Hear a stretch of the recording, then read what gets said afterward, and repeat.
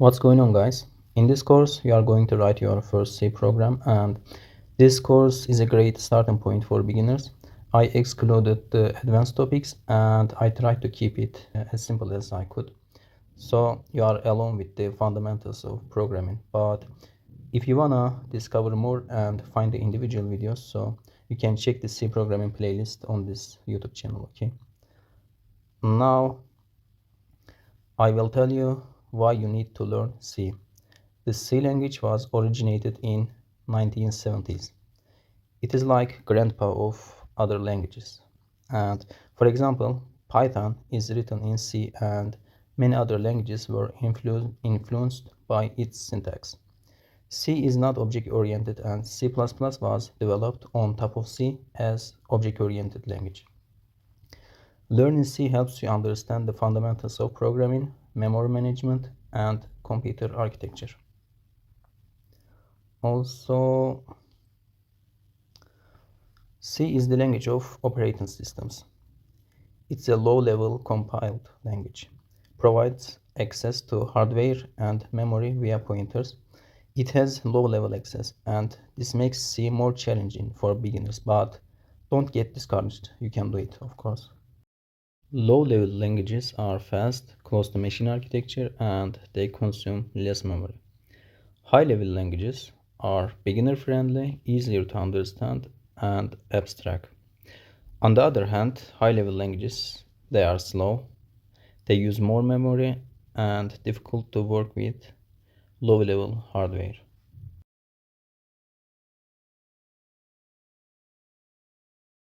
The next step is installation process. We need a couple of things to write and run C programs on our computer. Okay. The first thing is text editor. This one is Visual Studio Code, code blocks, also Notepad you can use. I'm already familiar with VS Code, so I will be showing how to install the Visual Studio Code, but feel free to use whichever you are familiar or whichever you are comfortable with. Okay. The second thing, we need compiler to compile our C code into machine code. Okay. If you are using Windows or Linux, probably you will need GCC. This uh, this one is for macOS Clang. Okay. So we can start with installing with the Visual Studio Code. Okay.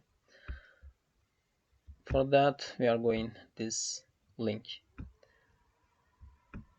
code.visualstudio.com/download. Okay. According to your operating system, you can choose. Now I'm using the Windows, so I will click this one to download Windows. So it is asking for the direction where it should download. So I'm choosing the desktop and save. So it will start the installation process. It will start to download. Now, how many? 110 megabytes. 1 minute it is taking according to your internet speed.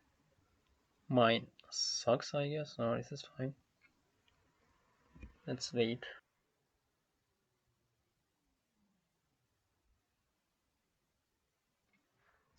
We are done. I can double click, hopefully. Yeah. Okay, this screen is showing up. Accept the agreement. Then next. Next. Next.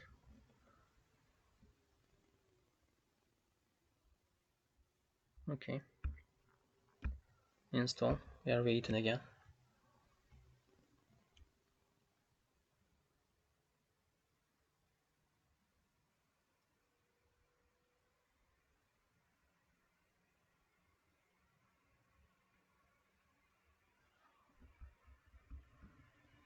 Finish.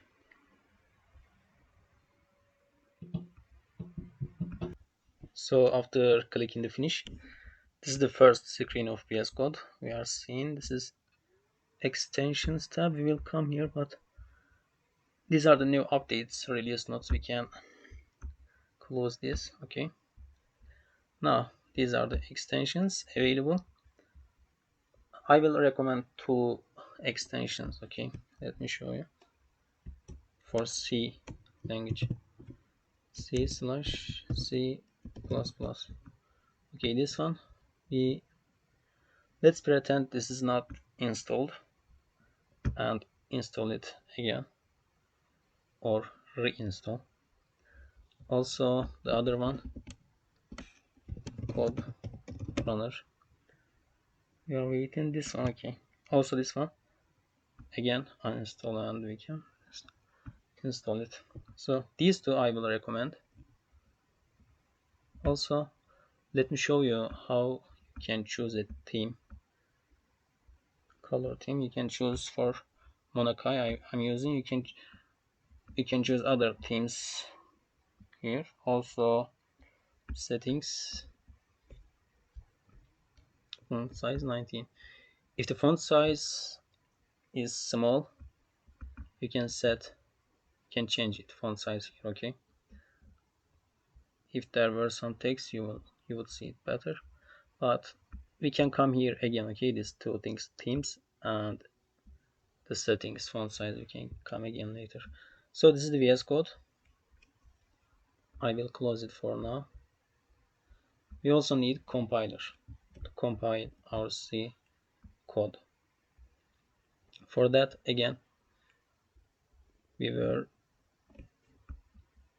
here, downloads.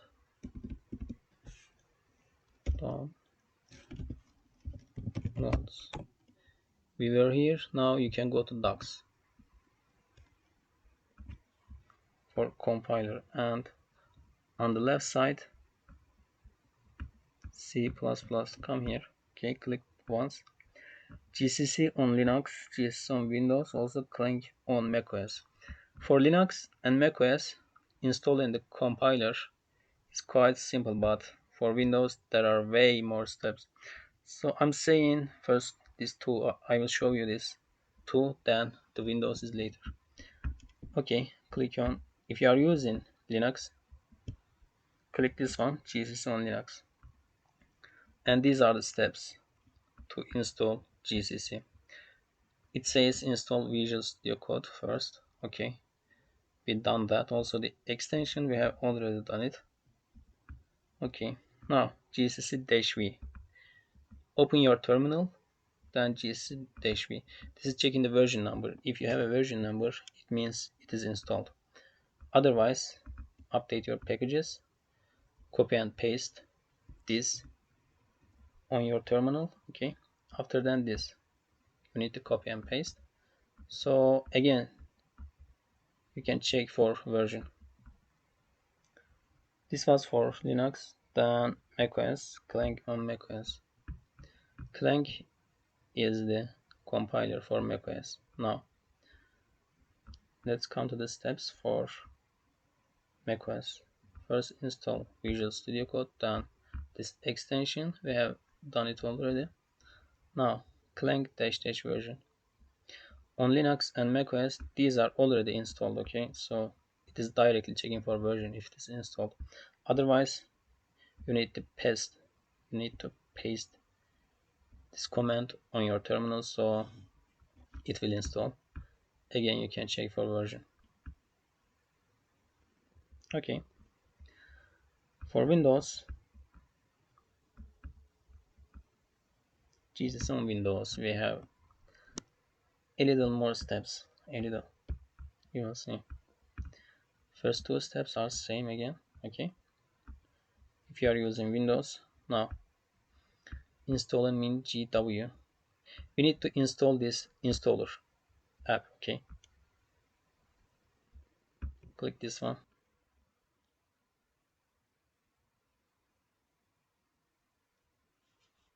Okay, it's done. I will double click again.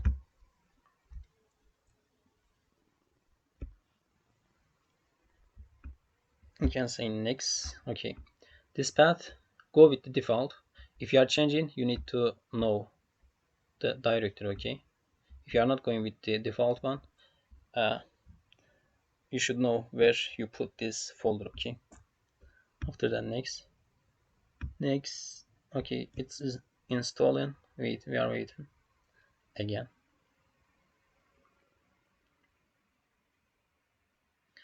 So let's take a look at here. We need to install this app. Okay, installer. After that, run it. We need to run. After that, we will see. Wait. Okay. In the next step, it is saying run the code. Okay, running it. Yeah, we have this terminal. After getting this terminal, we need to copy and paste this command here. After that, hit the enter. Okay, so it's telling us accept the default number by pressing enter. Okay, default all. Okay, I'm hitting the enter now, and it is asking again. You need to type Y for yes and hit the enter again, so it will start installing.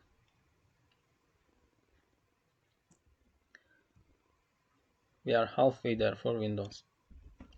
If you are not using Arch Linux, so you have to do a lot of more steps.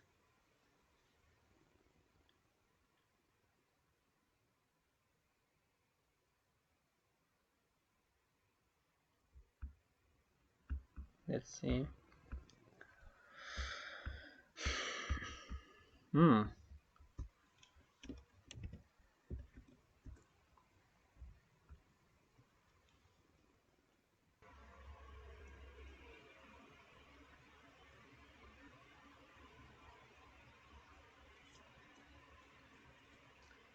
Now we are done. Everything is 100% also. We got this line. After that, we can close this window.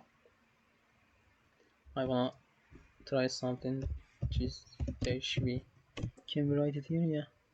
Okay, we are getting the version number. It means the GCC is installed. We can close this one. So do you think we are done? Of course not. So now the seventh step, we are here, enter yes when prompted. Okay, we are done with this step. Now the environment variable we need to edit.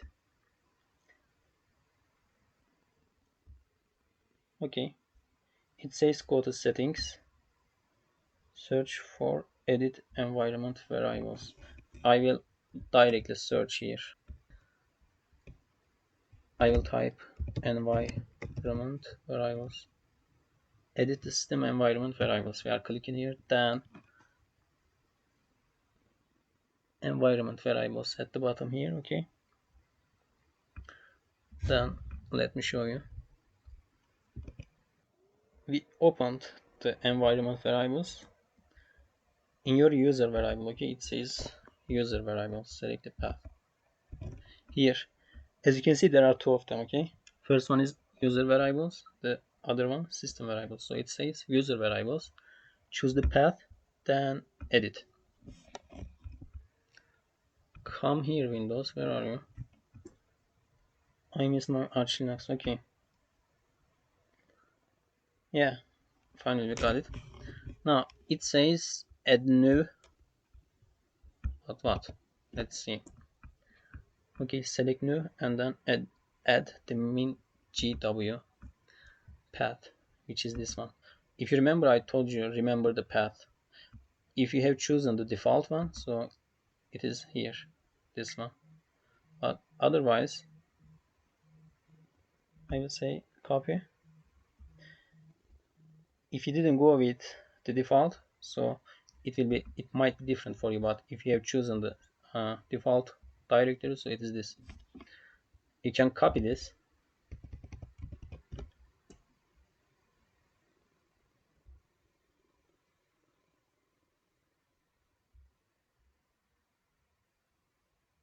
Okay, let's copy and let's see. I'm curious what will happen. Okay, I will paste, then enter. Okay, now, yeah, that's it. But I had already have it, had it. As you can see, I can delete one of them. I will delete this one or this one. Delete. Okay, now I have it. I can say OK and close it down. Again, hit the OK. Again, if you can hit apply, then OK. Now we are done, hopefully. After then it says you can check the version. So we are done with installing the compiler. Okay, so let's write a C program to check everything is normal.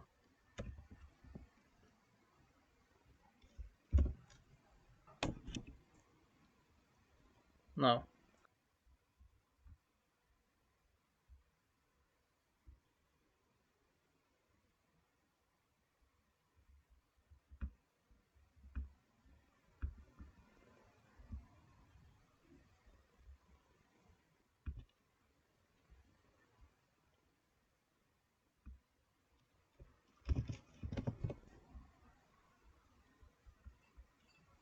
inside temp,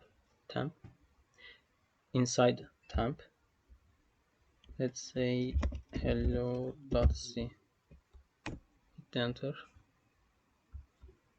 query include. So it is giving the suggestions. It's because of this extension. Okay, it means it is installed stdio.h.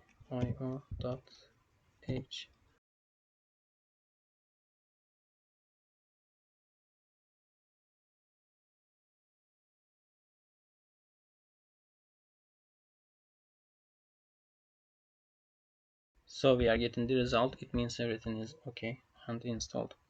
And don't worry, I will explain this all the code in the next video. Okay, also I had told you we will go to these later, these themes and the settings font size. Let's do that. So you can choose a color theme here. I prefer dark themes. Okay, you can choose here.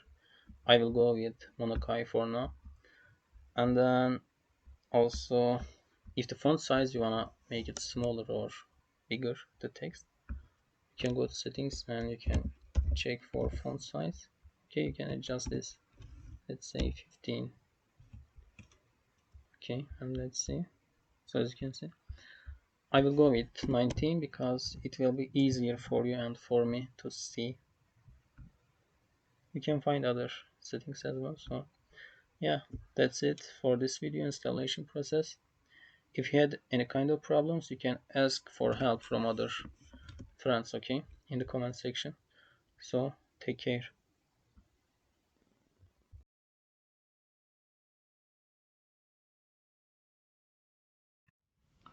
Let's write our first C program.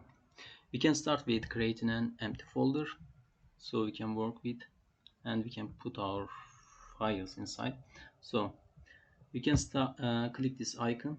This is the file explorer for VS Code. Okay, then open a folder. I will go inside desktop, new folder, C files, I will say. Now enter and select the folder. It's opened here and we can close this one. Now we need a file to write our C code inside this folder.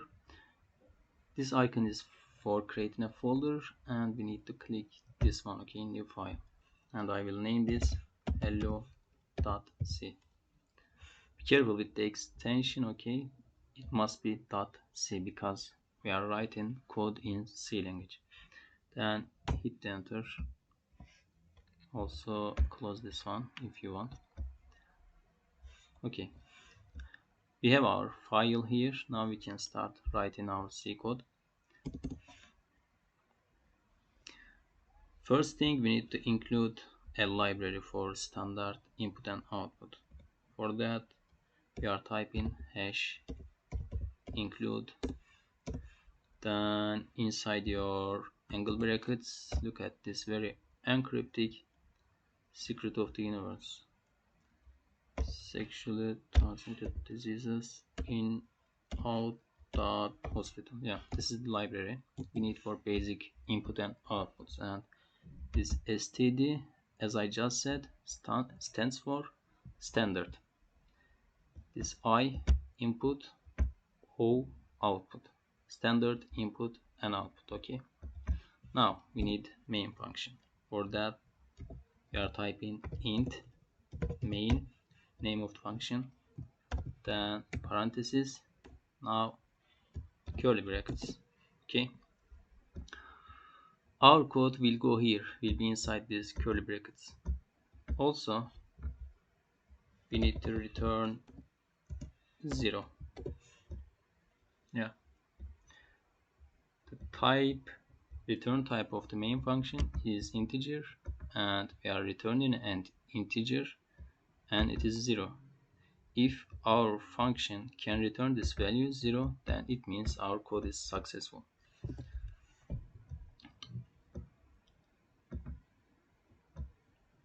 Okay.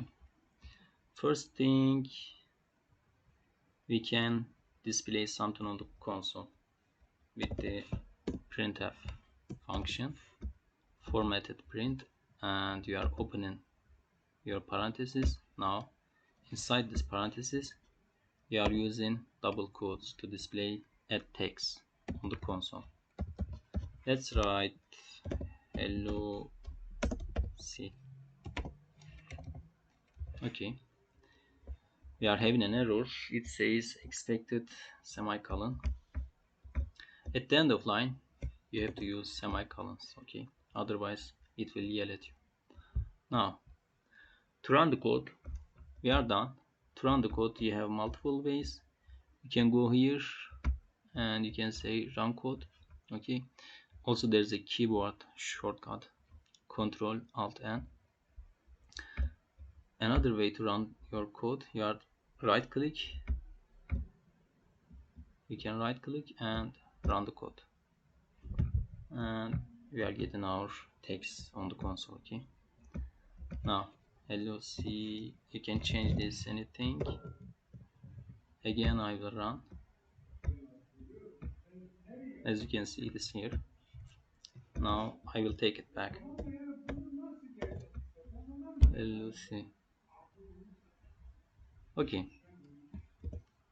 let me run again, and I would like to point out something.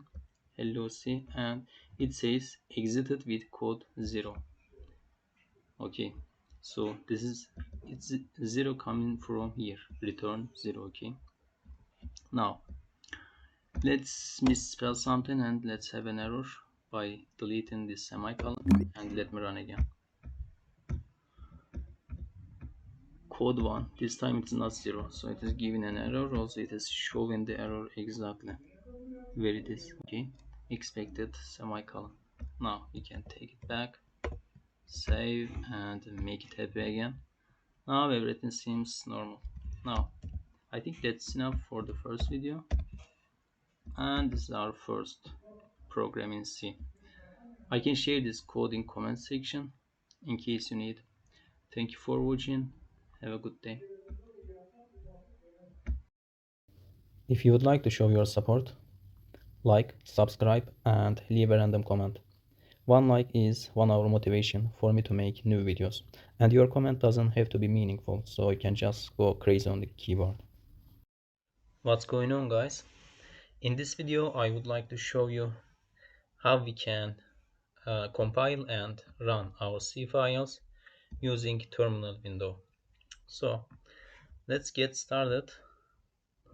At the top view you need to click this one to open terminal window here, and it also has a shortcut. Go ahead and click. Now we have our terminal window of VS Code. Okay, the first thing we need to check whether we have GCC installed or not. Go ahead and type this GCC -- version. Hit the enter. If you can see the version of the GCC, it means you have it. It is installed. Okay, so now we can type this command GCC, the name of the file. We need to compile this file. Okay, name of the file hello.c. hello.c. Okay, but there's one thing you need to be careful. The terminal window, the directory, should be the same as this directory. Okay, we are in the C files, so I can reach this file. Okay, gcc hello.c. Now you can hit the enter, but I want you to look at here. Okay, when I hit the enter here, I'm hitting. Okay, I hit. Now as you can see, now we compiled our C file. It is a.exe. We have this runnable executable file. Now we just need to run this ./a.exe. Okay, when you run this, you will get the code inside your file. Okay, so this is optional way to run your code using terminal. Okay, so that's it for this video. Thank you for watching. Have a good day.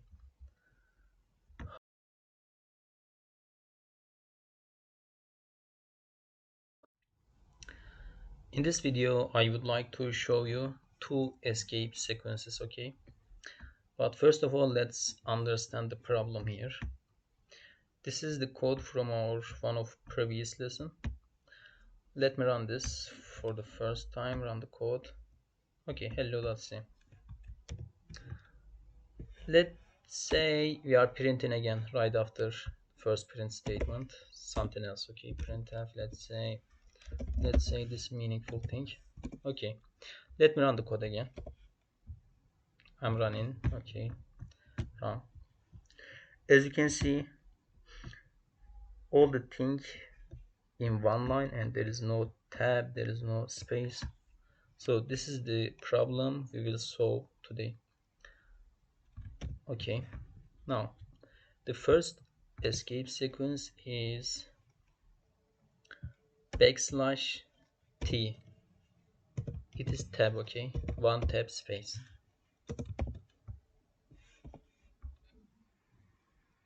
Okay, when I put this here, \t, let me run the code. As you can see, what's happening? Okay, as you can see, we are having one tab space. Okay, but we can do better. The second escape sequence is \n. It is new line. Okay, new line. Go to new line. Let me comment this and copy down, uncomment. Now \n. This is our second escape sequence. Now it will go, after writing this, printing this, it will go to new line. Let me run again. As you can see, this is the second escape sequence. That's it for this video, and thank you for watching. Have a good day.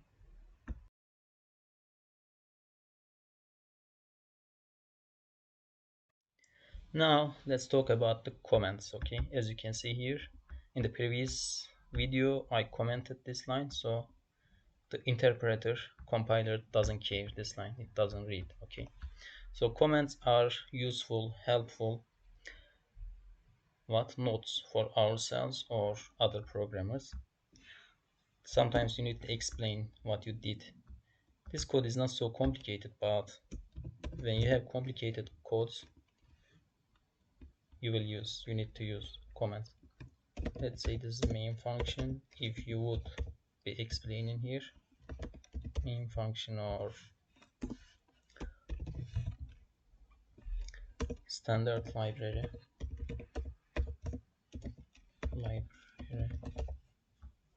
Yeah, also these two forward slashes are for one line of comment.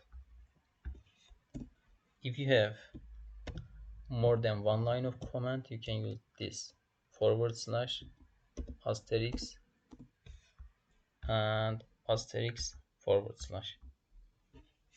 Between these two symbols, everything is comment. Okay, so also other thing I should mention, there is a keyboard shortcut. As you can see, it is like toggling. If you would like to see where your keyboard shortcut, you can go to file at the top, file, then where is it, preferences, then keyboard shortcut. Now you can search for comment. Okay, which one? This is notebook comment, select comment selected cells. Okay, in my case control E. You can see your keyboard shortcut for comment and lines. Okay, yeah, that's it for this video, and thank you for watching. Have a good day.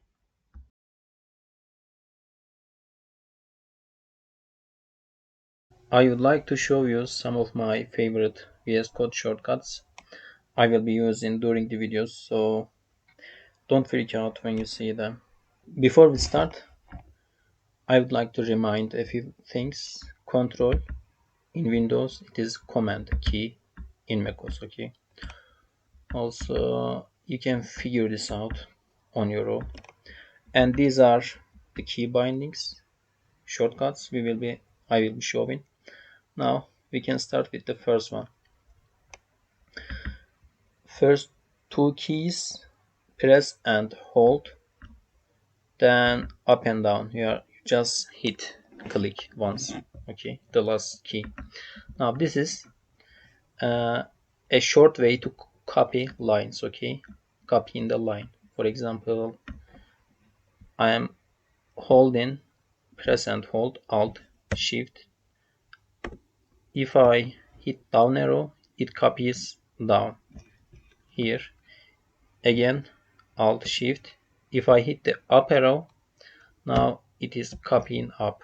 Okay, this is first one. Second one, Alt up and down. Press and hold Alt here. Alt.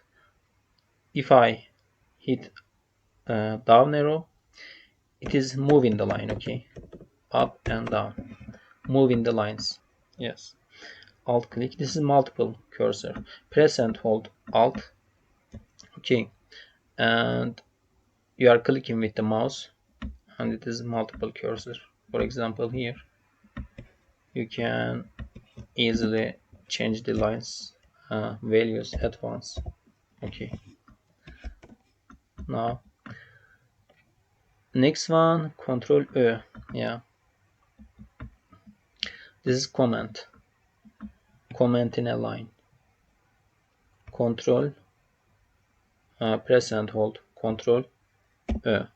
Okay, this commenting and uncommenting. Also, I think probably you don't have this letter. I'll show you how you can change this key bindings. Okay, let me show you. Where was it? Let's go to, okay, yeah, here, bottom left, keyboard shortcuts. Okay, now you can search for what comment. Let's say comment, where is it? Control. Okay, it is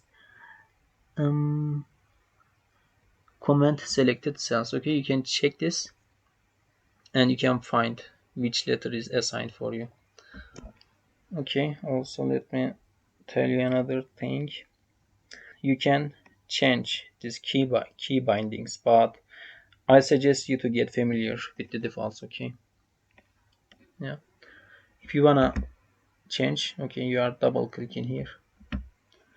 Now let me close this window. Okay, Control O. This is comment and uncomment a line. Now Control Enter. Okay,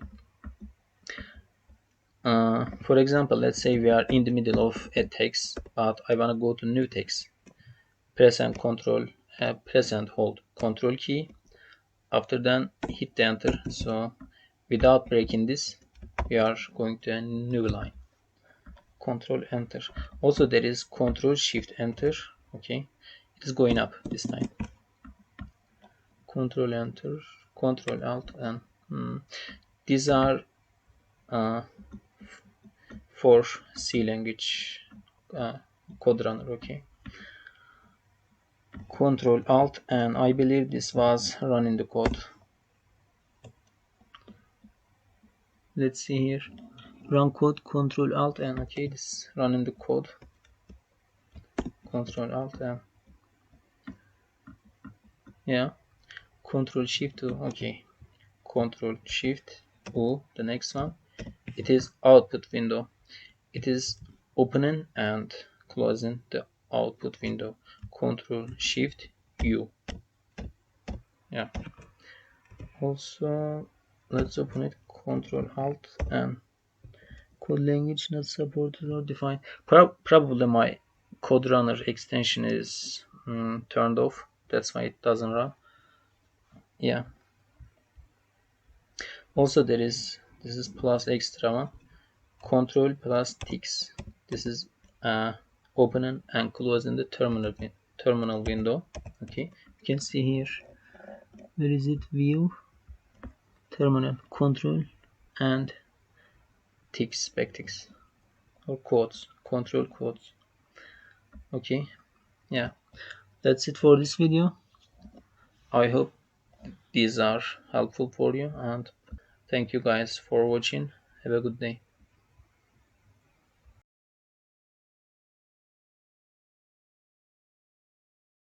Now let's talk about the variables. I have this variables.c file ready. Okay, you can go ahead and create your C file as well by clicking this icon, new file, or right click again. You can do the same thing. Yeah, you can start with this definition for the variables. They are used to save some values in the memory so we can access them later easily with their name. Okay, basically they are having name and we are assigning some values. With the help of an example you will understand better, hopefully. Okay, now we have here data types, and the first four of them are primitive data type, but string. We don't have string data type in C language, but we are using character to get a string text. Okay, so we can start now. Let's include our library. Include angle brackets stdio.h.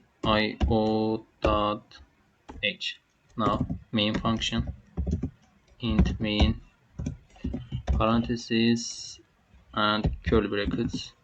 This is optional. You should return 0, but since this is main function, it has an exception. Even if you don't return, it is returning 0 anyways. Okay, so this is optional, so we can delete. And the first data type is integer. We can start with this.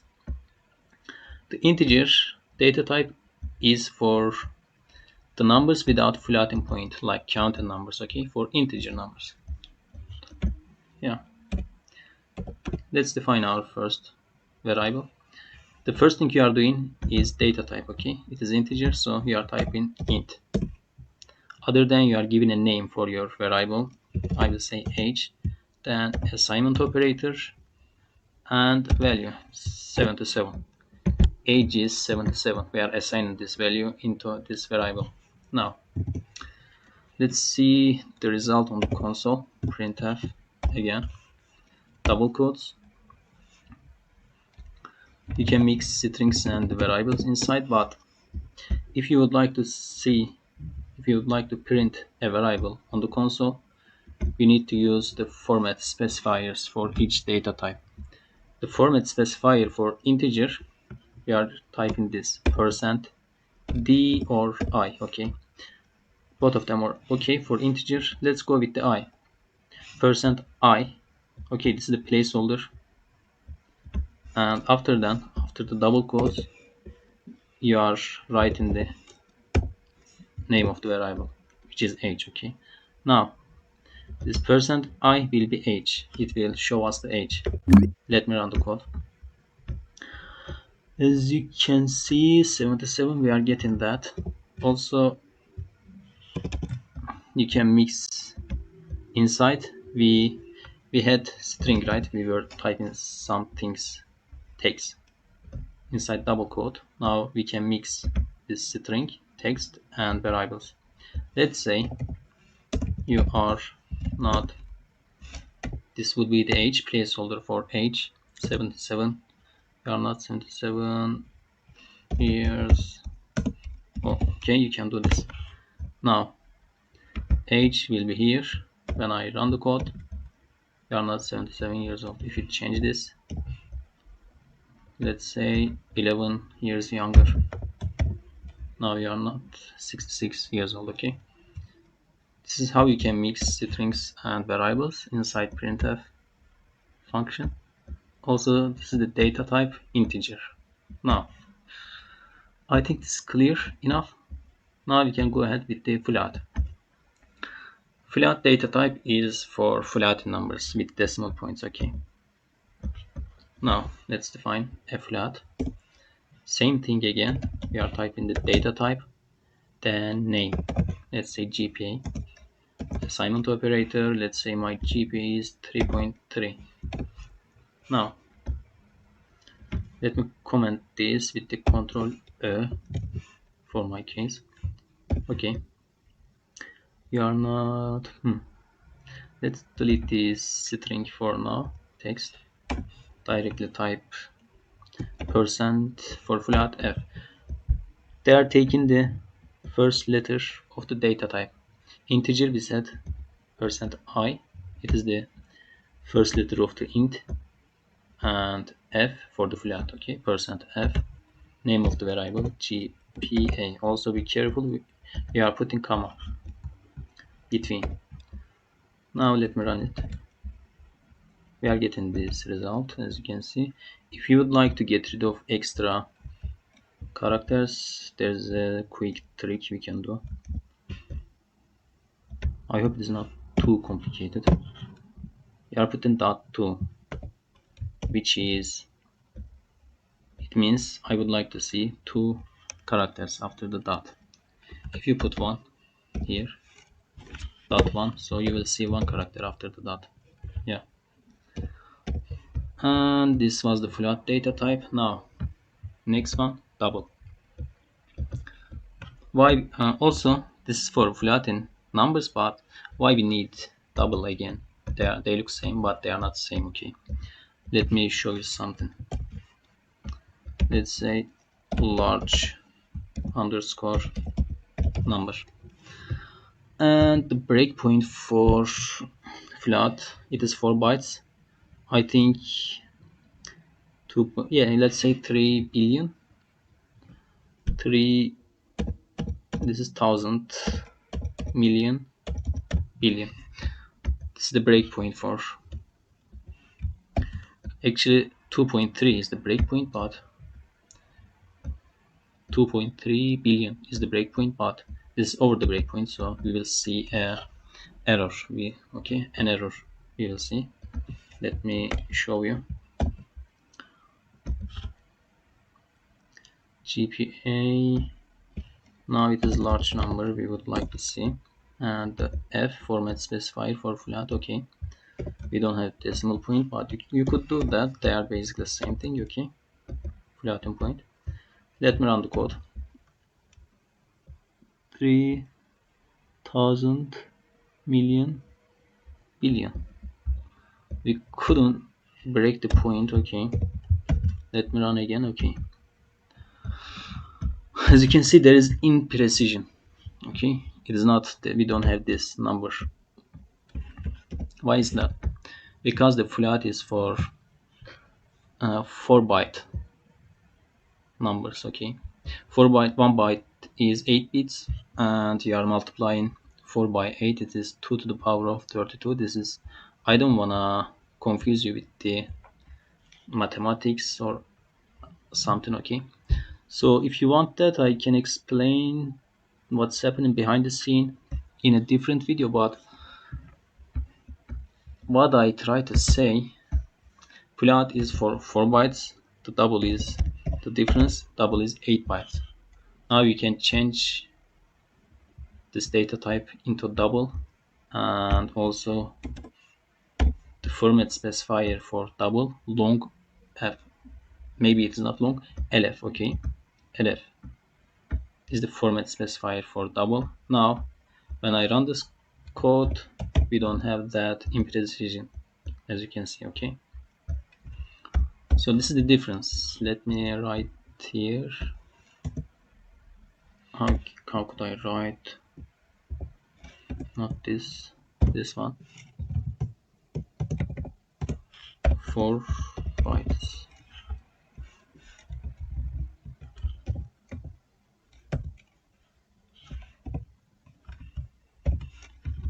But double is 8 bytes. Okay, double the size of float. This is the difference.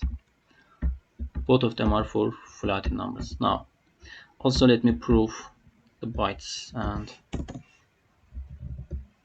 here or here. Let me show you %i size of this one, size of double. Let me comment this for now and let me run. Okay, size of double is 8 bytes. Okay, this is given in bytes.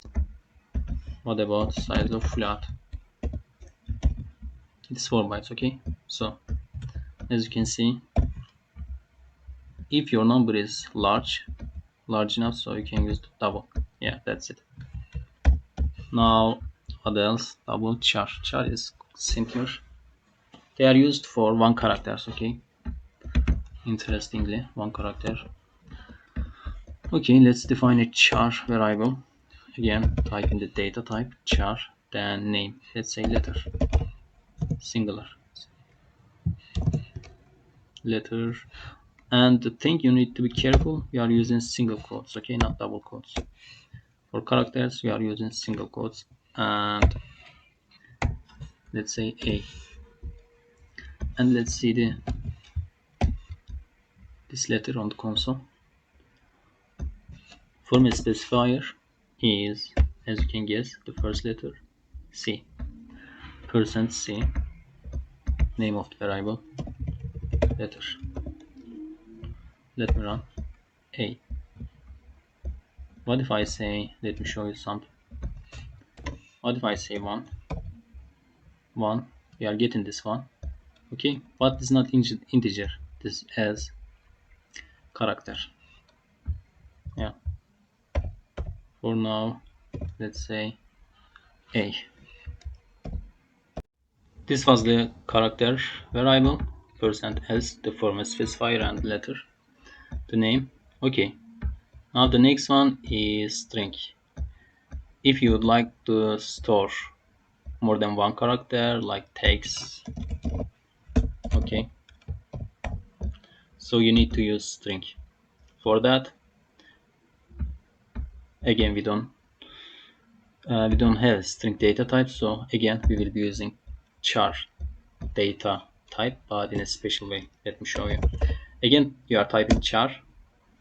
This time let's say plural letters. Okay, after then you are using your curly brackets. So this shows that this will be sequence array of characters, more than one character. Okay, then assignment operator. And the other thing you need to be careful, you are using this time double quotes, not single quote. Okay, after that you can go crazy. Yeah, this is our string variable. Now let's see this on the console. Let me comment this, take it down, uncomment, and can you guess the format specifier for string? It is %s. Yeah, surprisingly we don't have string data type, but we have this %s. We are not saying %c again. Now name of the variable, this time plural letters. Okay, let me run. As you can see, we are getting our text on the console.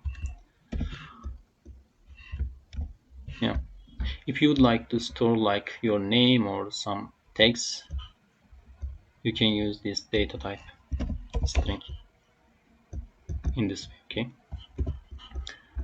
and we don't have other data types. Yeah, these are the all data, not all. I picked, by the way, I picked commonly used ones. Okay, these are enough for us, and these are not all the data types, keep in mind. Yeah, and the last thing I would like to mention is declaration and initialization. For that, let's use this integer data type variable. Okay, we can simply do this. You don't have to assign the value right away. You can put semicolon integer age. You can assign it later. Now you can say age is 66. Okay, this stage is called declaration. Let me comment. Okay, this is declaration. When you assign the value, when you initialize the first value, it is called initialization. Yeah, declaration and initialization. It's the same. It will still work. We are not. Let me comment this, uncomment this line, integer one. Okay. You can also use %d for integers. You have multiple options for integer. But let's take it back. Yeah. Also, you can assign multiple values. I mean, you can make assignment multiple times. Now let's say it is 11 years older. Yeah, the last value is the final one, as you can see. Yeah, these are the data types and variables. These are quite important because we will be using these a lot and they are quite useful. I think that's it for this video. Thank you for watching. Have a good day.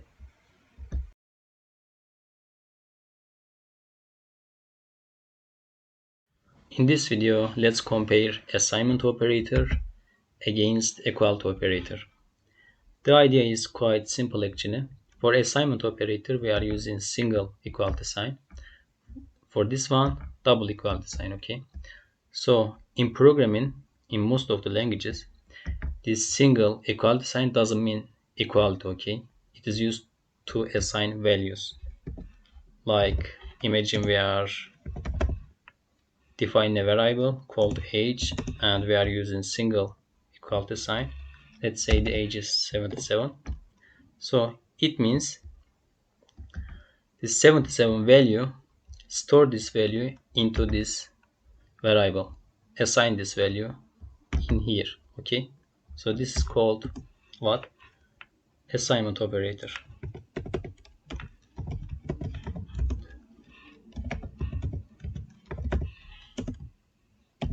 Okay, what about equality operator?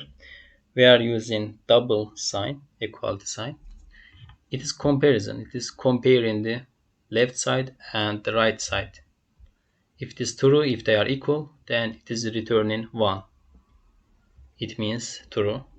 If they are not equal, left side and the right side, then it is returning 0 for false. Okay, let me show you that in this way. Since this is returning 0 or 1, they are integers, right? So we can use %d or I. So both of them are okay. Let's say age two equality signs equal to is age equal to 77. We are asking a question. Age value is 77. We are asking if this is equal to 77. If the condition true, then we will get 1. If it is not true, we will get 0. Okay, this is the idea. And let me run it. As you can see, we are getting 1 because they are actually equal. What if I say 71? Now they are not equal and we expect to see 0. Okay, I think it is quite easy to understand. If you still have some questions, I have more detailed explanations here. You can read. I can share this code in the comments. Okay, and key differences. You can read this as well. Let me take it here. This is equality.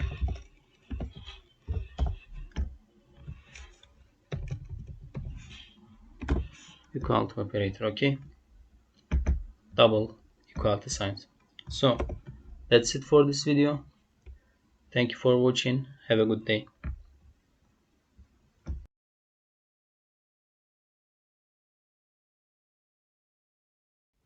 What the heck is an augmented assignment operator?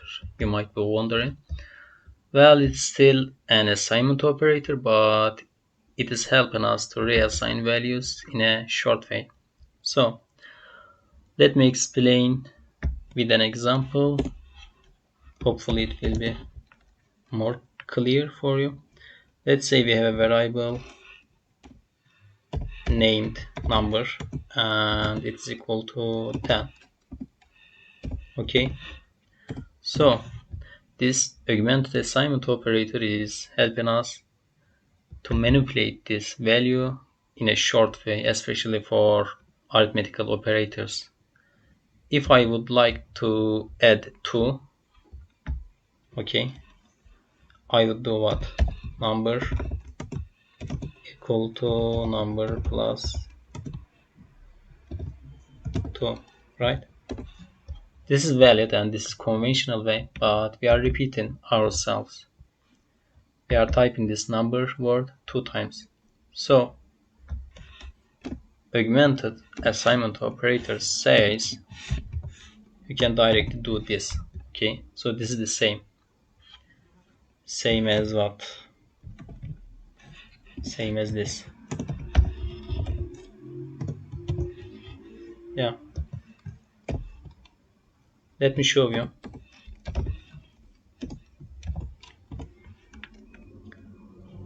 Since it is integer, we can use percent %i or percent %d number, and let's have line breaks, new lines.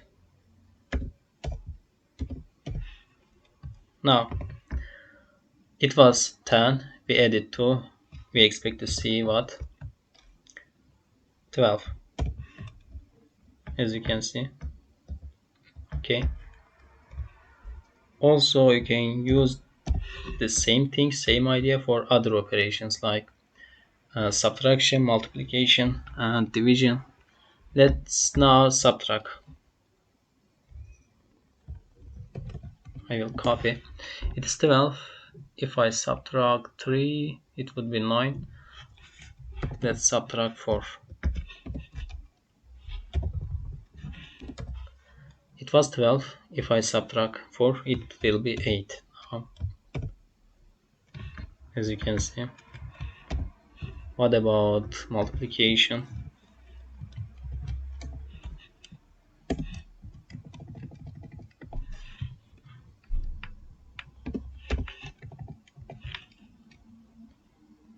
It was 8. 3, yeah. Let's multiply by 3, it would be 24, I guess, yeah. And the division, we are using this forward slash, and 24 divided by 12, it would be 2. Yeah, so this is the idea. I think it is quite easy to understand, hopefully. Okay, so that's it for this video. Thank you for watching and have a good day.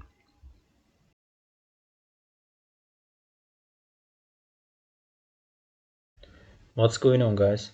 In this video we are gonna learn increment and decrement operators. Okay, so in programming we usually want to increment or decrement variables by one. Okay, these are used to this plus plus, this increment operator, it is used to increment a variable by one, and this is also used to increment a this time decrement a variable by one. So we usually need this by one. Okay, so there's a shortcut for that. Let me show you with an example. Let's say integer. For now we will also do with float. Integer, let's say number. For now it is 0, and we usually need to increment or decrement these variables by one. Okay, especially in loops. So normally we could say name equals name plus 1, right? So in this way, number, not name. This is the way how we would increment. Yeah, but this is long, and since we need a lot, so there's a shortcut for that. So let's see.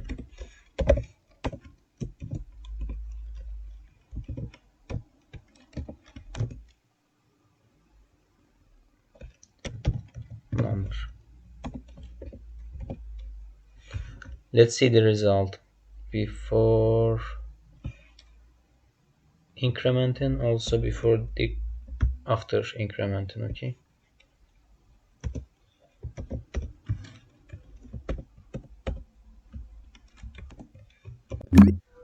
okay, I'm gonna run now. 0 1. So quite simple, but there's a shortcut for that. Number, if you say plus plus,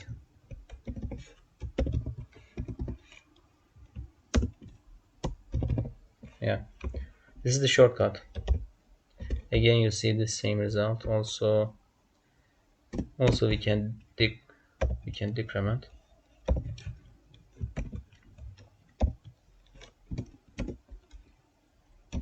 Minus minus. Okay, now it is decremented, but I would like to see if it would work for, I would like to show for floods. Yeah, yeah. It doesn't work. Let's say this one 1 0, but if it is 0, it stays in 0. It doesn't go to negative numbers. In this case, it is going to negative numbers. It is working better with integers, but also you can use with floats. Okay, so this is the shortcut for incrementing or decrementing values. Okay,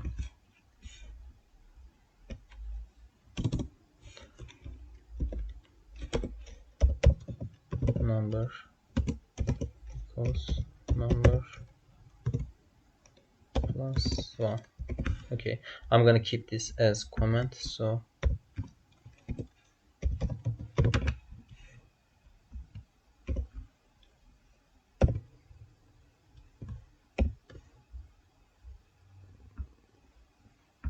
okay, that's it for this video. Thank you for watching. Have a good day.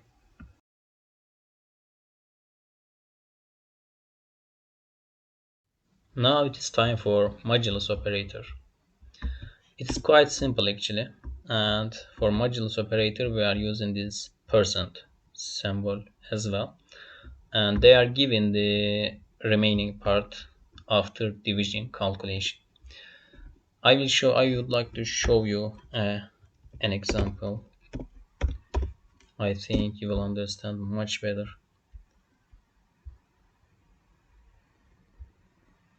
Okay,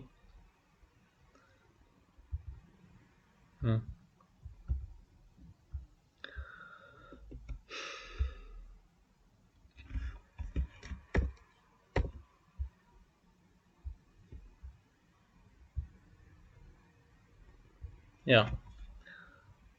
Where is the pen? Okay.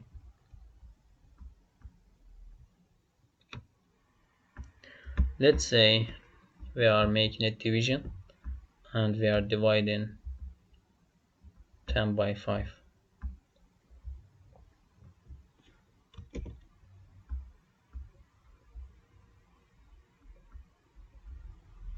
So in 10 we have 2 times 5.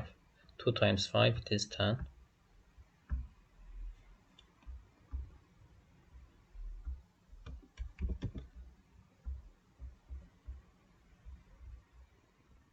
Now we are subtracting 10 by 10.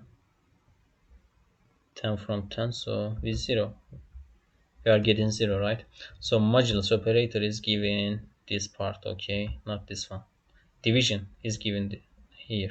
Division is given 2, but modulus operator will give us the remaining part.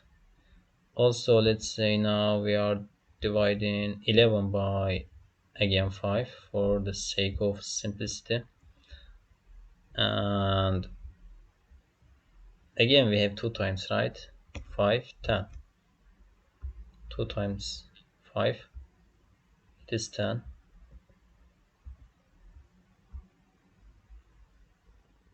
Yeah. Now we are subtracting 10 from 11. We have the remaining part is 1. Again, the modulus operator is given the remaining part. Okay, this remaining part. Yeah, this one. I think you have seen. Now you can move on to the code, and let me show you here as well. And let's say division result, division, not that, division result equal to, the first example was 10 divided by 5, and also modulus, let's say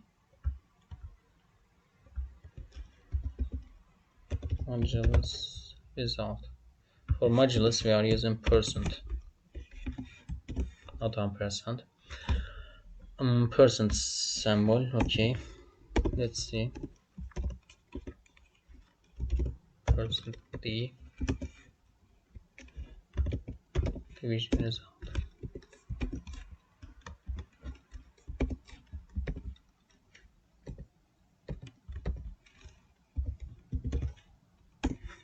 Modulus result. Okay, also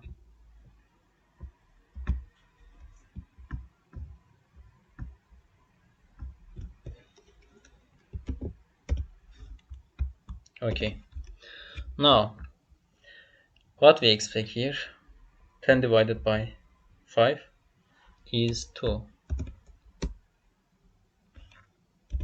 right? But the remaining is, remaining part is 0. So in the console we expect to see 2 and 0. I'm running the code now.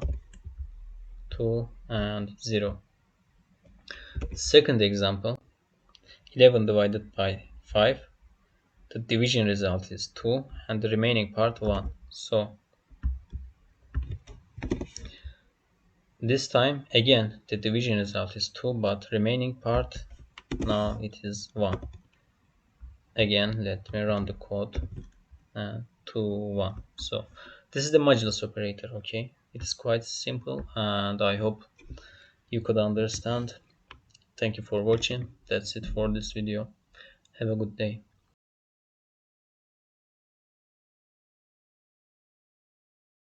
What is going on, guys? In this video, let's try to understand the inequalities in programming. They are quite simple actually, you will see. And I have 5 different operators here: not equal, less than or equal, greater than, and greater than or equal. They return true or false, okay? And they are mostly used in condition checking or loops also. Yeah.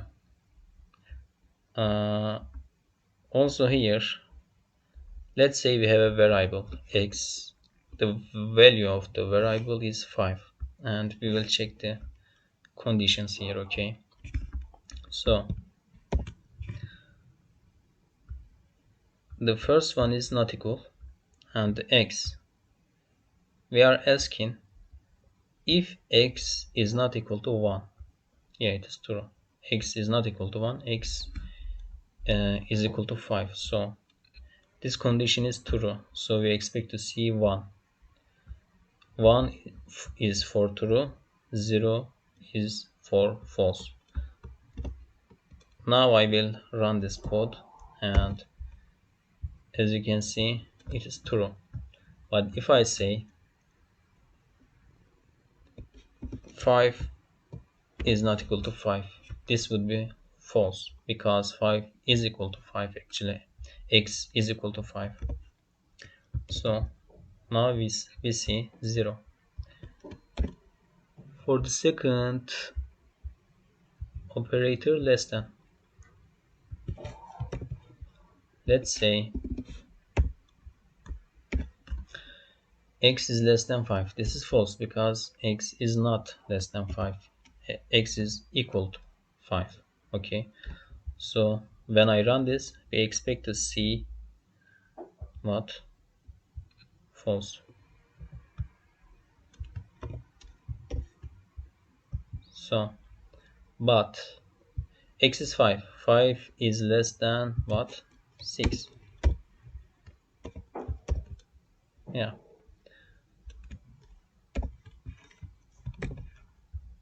The next operator is less than or equal to. Okay. Less than or equal to. Okay, let's say 5 again. This time x is 5 and 5 is equal to 5, so this will return 1 here. Okay, but less than or equal to 5 is less than or equal to 65. Again, we expect to see 1, but let's say 1. Yeah, this time false, because 5 is not less than or equal to 1. It is greater than or equal to 5 actually. So let's go to next one.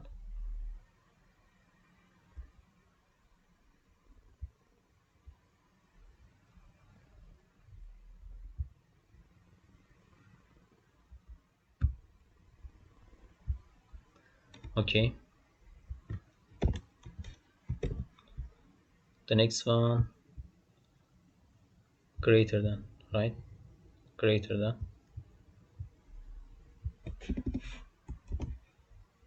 What is 5? 5 is, x is 5. 5 is greater than 1. So we expect to see 1. Yeah. Let's make it false. How can we do that? 5 is not greater than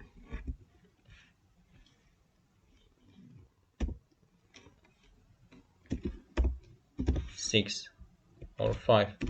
5 is equal to 5. It is not greater than 5. So it is 0. Also 5 is less than 6, not greater than 6. Again 0. The next one, greater than or equal to. Okay.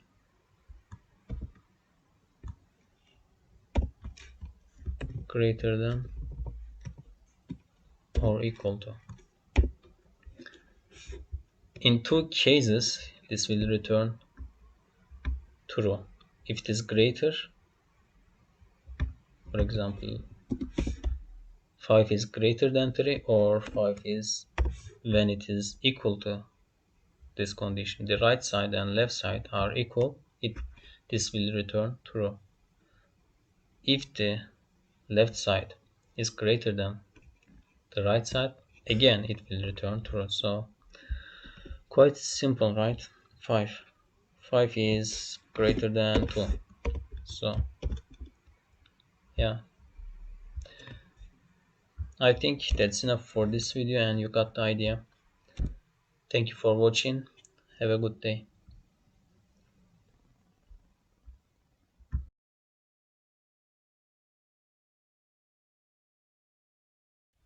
What's going on, guys? Today let's get user input. Okay, any value or name or age, anything value from a user. Okay, so for that we are gonna use scanf function, also f.gets. Scanf is very similar to printf, but it is a little different. I'm gonna show. Then f.gets for strings. If you would like to get a string from the user, yeah, you need to use, we are gonna use f.gets. Okay, so I created user input.c file. Okay, so let's start.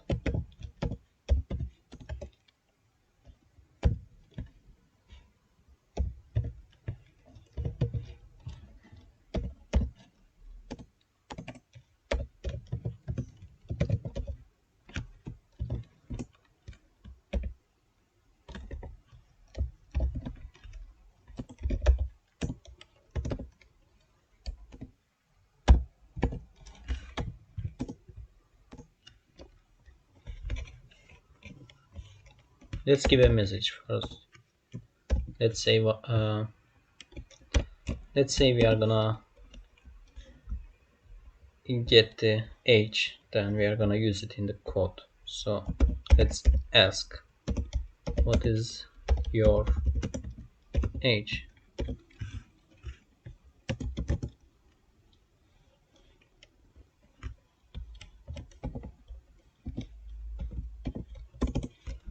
Printf.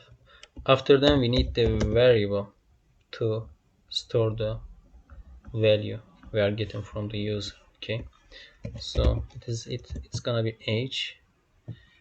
You can say for now it is just, you can just declare and leave, or you can initialize a value, it doesn't matter much for now.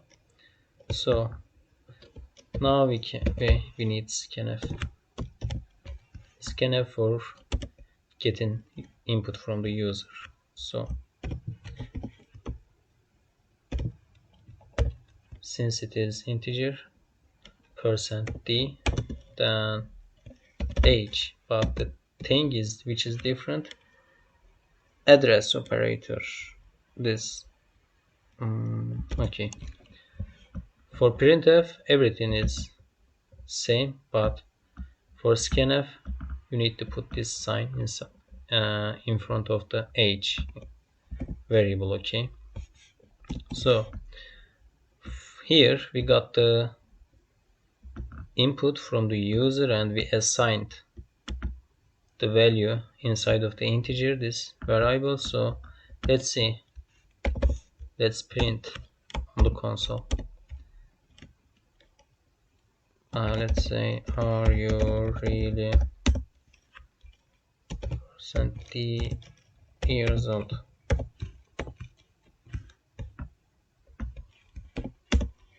Age.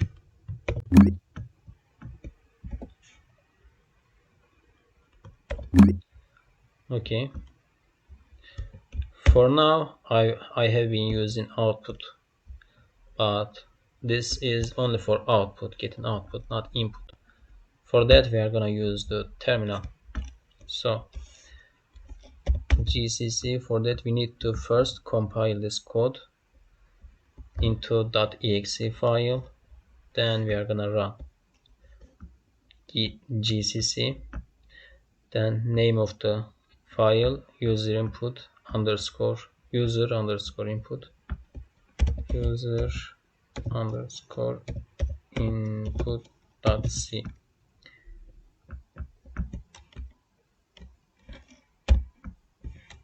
Okay, then hit enter. It's gonna create a.exe file here. Now we just need to run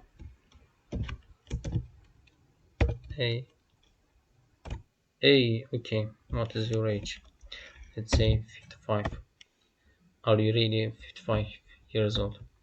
Okay, instead of integer, I wonder, can we get float?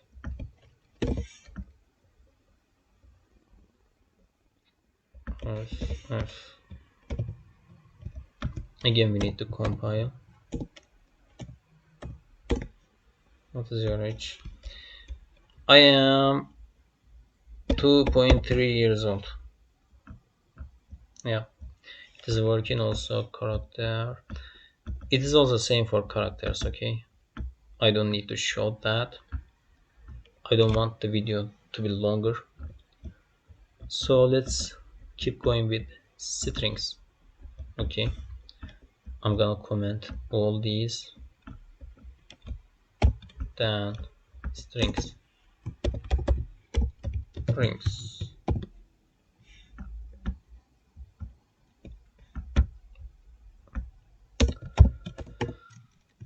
Okay, first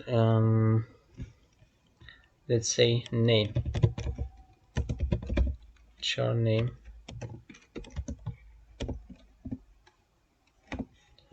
If you want initialize, you have to give the length of the string. Char name. Let's get the name of the user this time. Printf what is your name?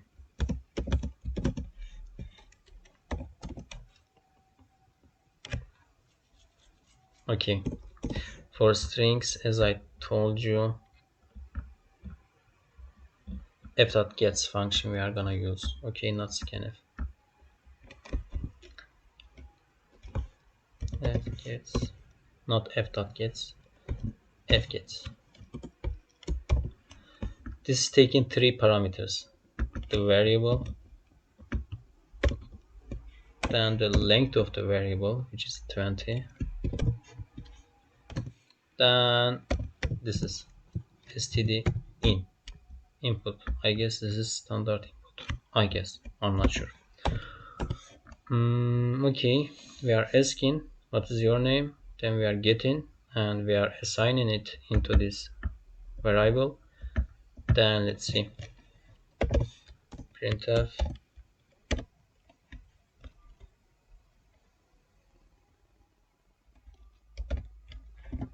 is your name really that? Really, let's say what percentage name. Okay, let's compile again.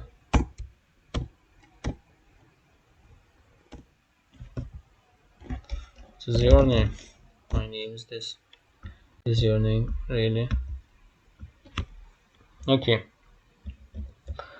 Now we are able to get the input from the user and we are ready to move on. For integer or character or float, we are using scanf and f.gets for strings. Okay, I hope everything is clear, and that's it for this video. Take care, have a good day.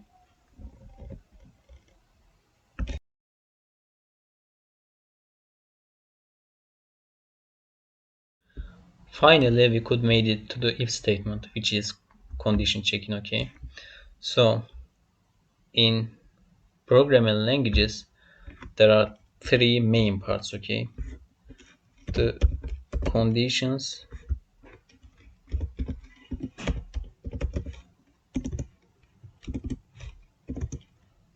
loops and functions. So if statement is under the topic of conditions. This is very crucial for programming, okay? In some cases, we need to check the result and some conditions. So if it is true, then we will run some code block. Then if it is not, we won't run it, okay? It is not so hard or complicated. It is quite simple.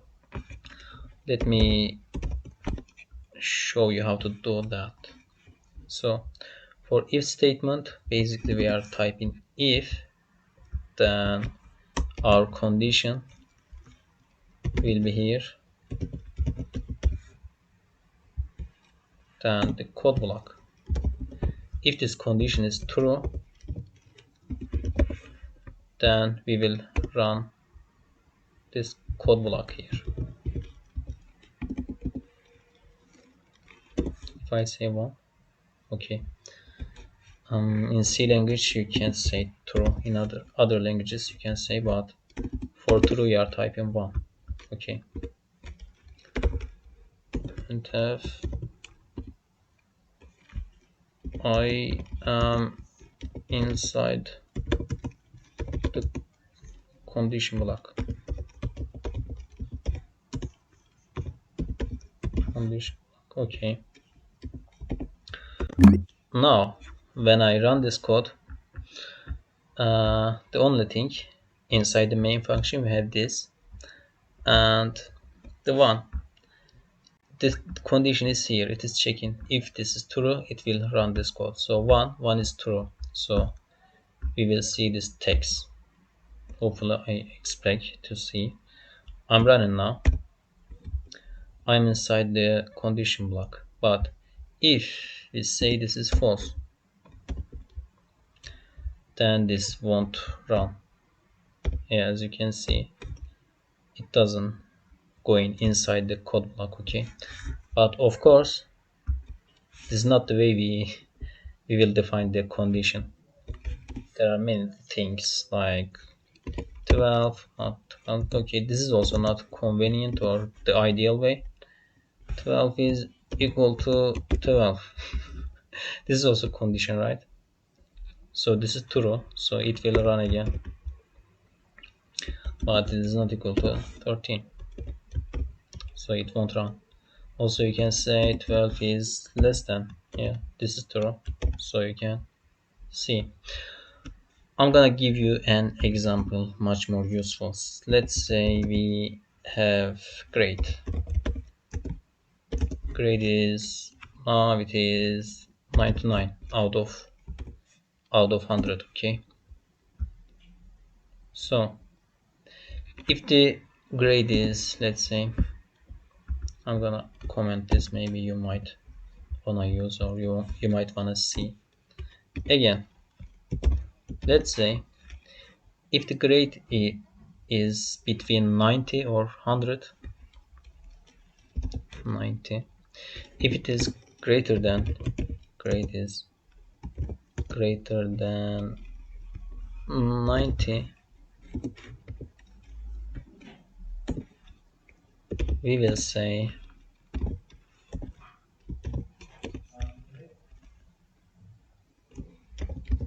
you got A. So if it is greater than 90, we will say you got A.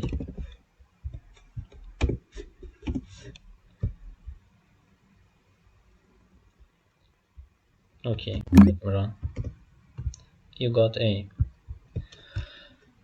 If it is 90, 33, this time we couldn't get A, but we can define other numbers for this, other letters, A, B, C, D. We could say, like, if it is greater than this time 30, 33 is greater than 30. Let's say you failed. Okay, you got failed. or you failed. What if it is 90? Again, let me show you something. If it is 95, so grade is greater than 90, so you got A, right? We expect to C, but there is some bug here. Okay, we need to solve. So basically, if you one by one you write, you check all of them, if and if under each other.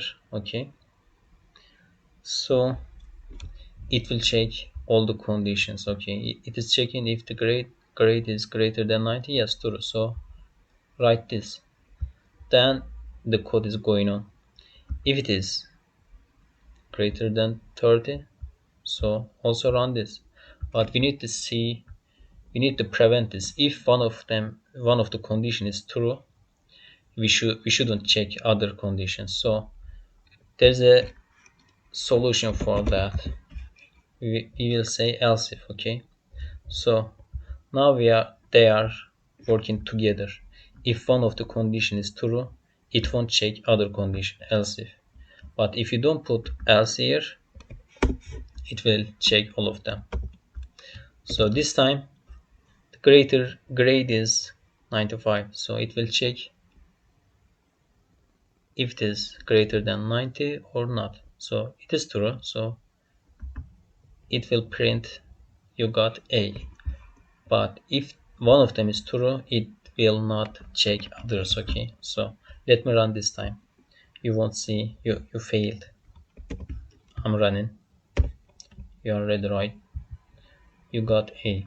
So this time it is not checking this. So let's make it more official.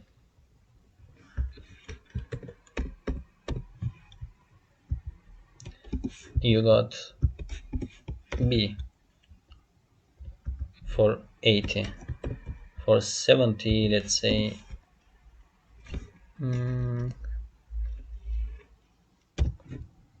of course C.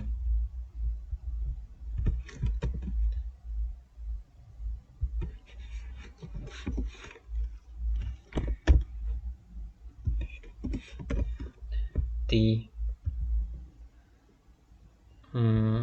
E, there is no D. Okay, otherwise else.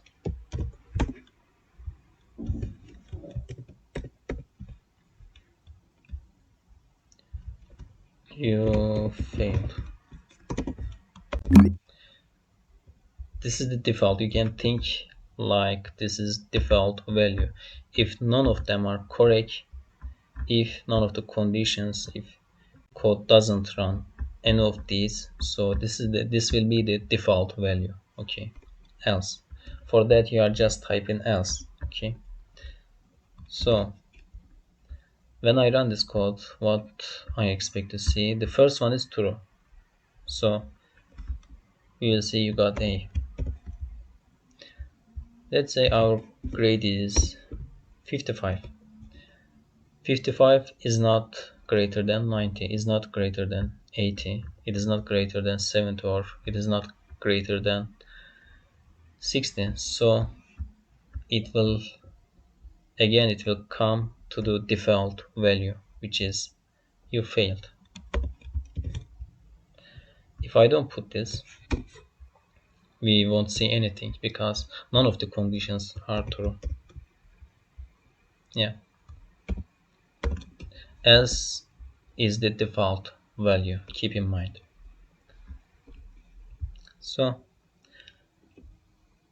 I think that's enough for this video, and it wasn't so hard, right? That this is the if statement, and these are very crucial in programming. That's it for this video. Thank you for watching. Have a good day.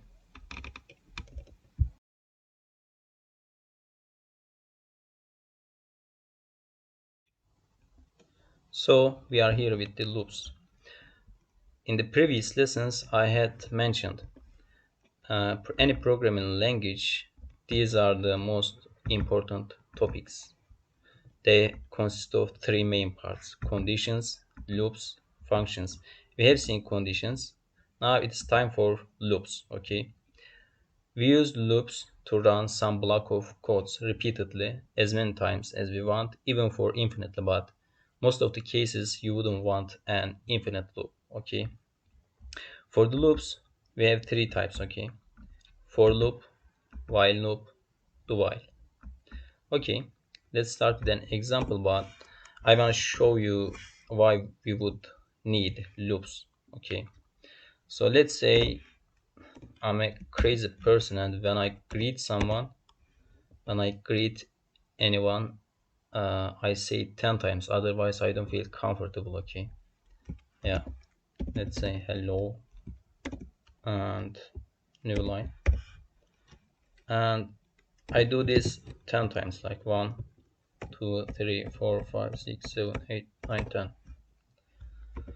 Okay, let me run the code and see the result first. Hello, 10 times. So loops help us, not this one, wait. Loops help us prevent repeating ourselves and doing things in a simple way and with less code, okay.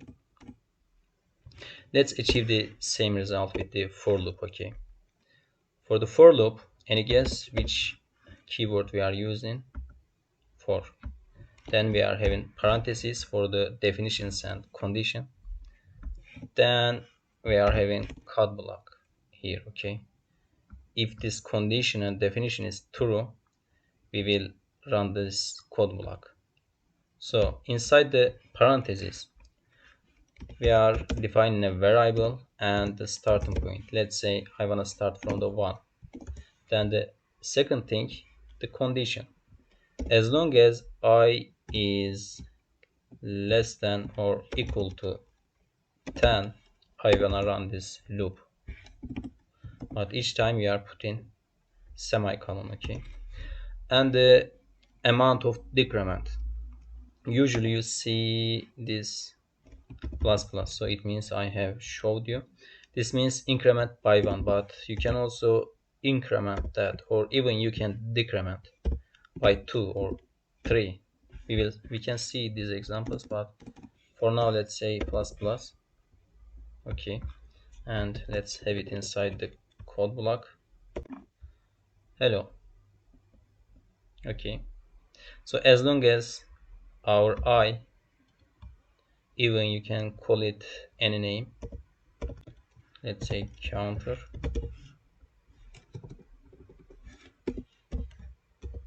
as long as our counter is less than or equal to 10, we wanna run this code, and every time it is decrementing by 1, it is going one number up, okay. So I'm running now. Yeah, as you can see, it is the same result. Hello you. Yeah, also what you can do, you can use this variable inside here, inside the code block. And for that, of course, you need %d, since it is integer, and you can say stop. Okay, so as you can see, okay, let's decrement this time. Let's come from 10 to 0, or let's increment by 2 plus equal to. So we will only see, we will skip. Okay, let me run. 1, 3, 5. Okay, also you can go 3 by 3, you can go up. Okay, so let's decrement. Let's start from 10, and this time minus equal 1, but we need to modify here as well.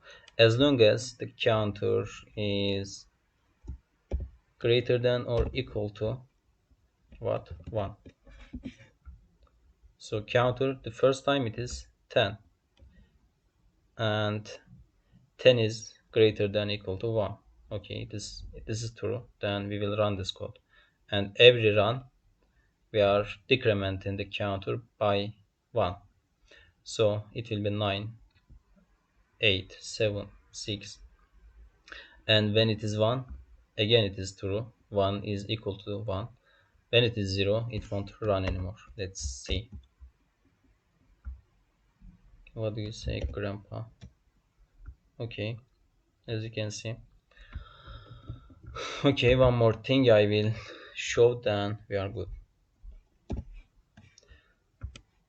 The VS Code has C language intelligence. When you type the keyword for, and it is giving you, okay, size T, you can make it integer, and it's giving you, this is the, here it was 1 or 10. As long as it is less than 10, you can run some specific block of code.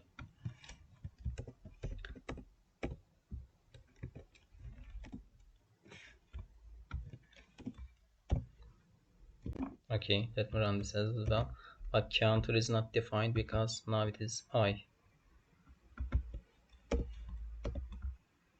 Okay, I'm running now. 0 to blah blah. Okay, this is the for loop. Okay, I hope it was clear, and thank you for watching. Don't forget to subscribe. Have a good day.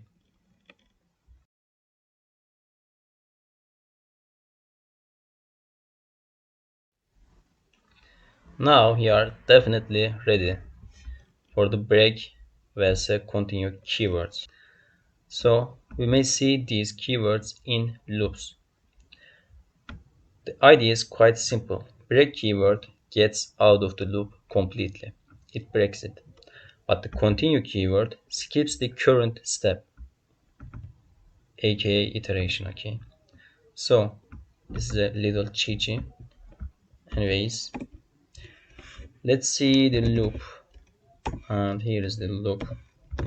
Integer, as long as it is, let's say, less than equal to 5, we will see 5 steps starting from 1. Okay, let's say we will print what? Printf step %t I.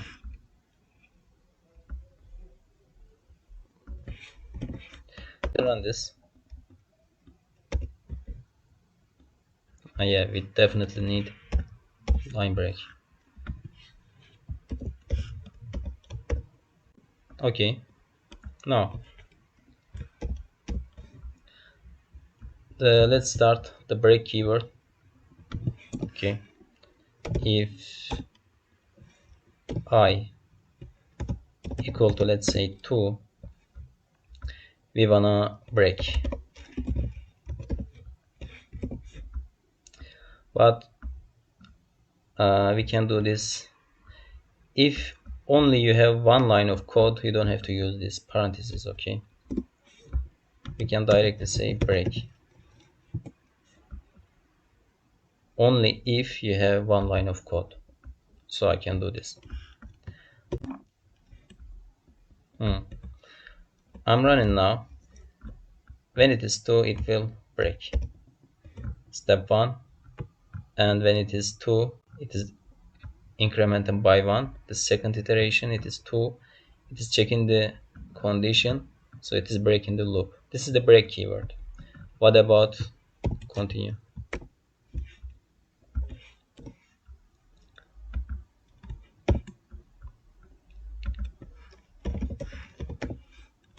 Continue. Also, let's have indicator that the loop is finished. End of the loop.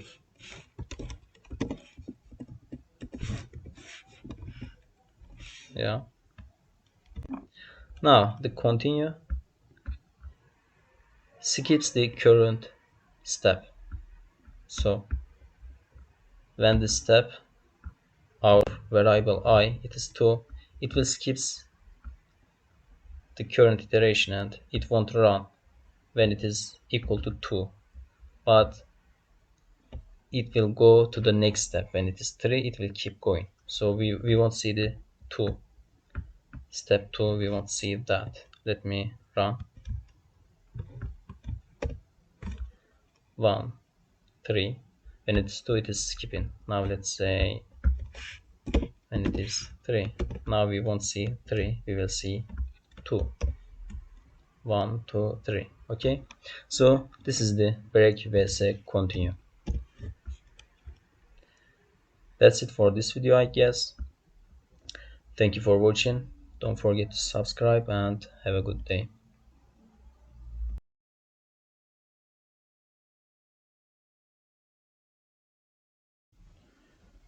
In the previous class, we have seen the for loops. Now it is time for the while loops. Okay, so if you could understand the for loops, while loops are easier than for loops. So in the for loops there are 3 expressions. Okay, but defining the variable and the starting point, then the condition is here, then the increment and amount of increment. Okay, so in the while loop we only have just condition. Let me comment this. And as you can guess, also for the while loop we are using the keyword while. Okay, then our condition will be here again, and code block will be here. We just need condition here. Okay, let's say if you say 1 stands for true in C language, so then this loop would work. So let's take it here.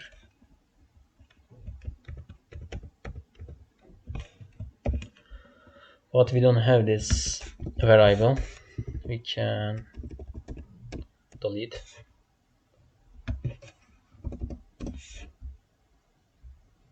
While 1. So this will work, but it will be an infinite loop because it is always 1. We need condition. We can say let's define a variable integer I equal to 1.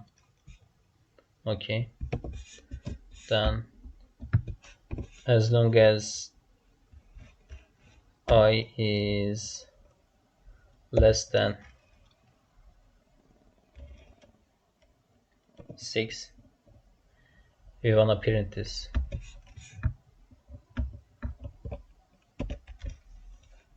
I plus plus. Now every iteration, now I is 1 is less than 6, we are printing this, then we are incrementing I by 1. You can also increment it by 2, 3, 4. Okay, every time we are incrementing, and when it is 6 is not less than 6, so it won't run anymore. Let's see variable here, %d, let's say step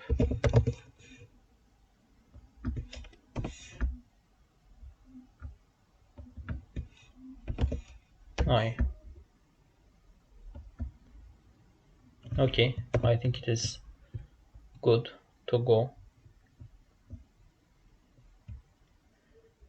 I am running now.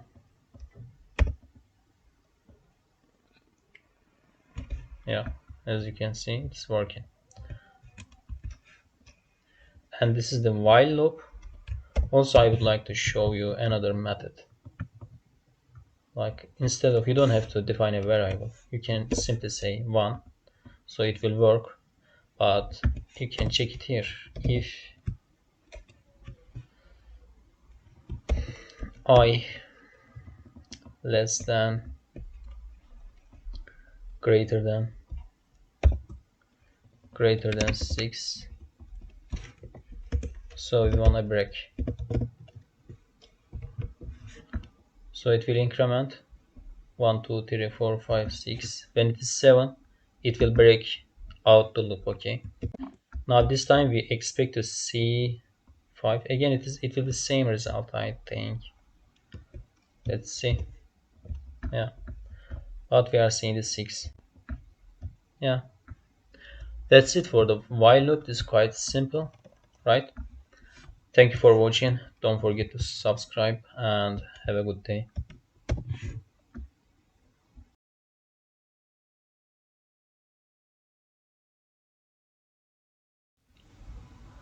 In the previous lesson, we have seen while loop. Now the last one, do while.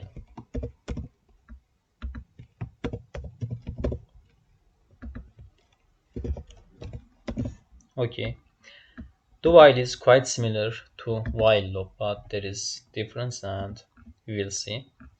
And this is the while loop from the previous class. Let's see how we define do while loop.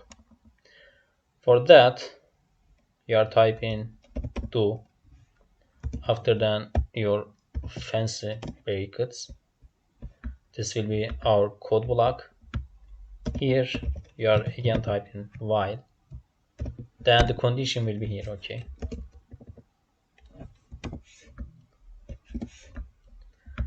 Okay, let's say for the condition, let's say 0,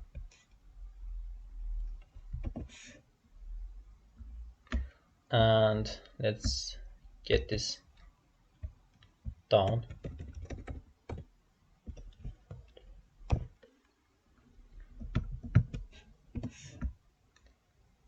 Okay,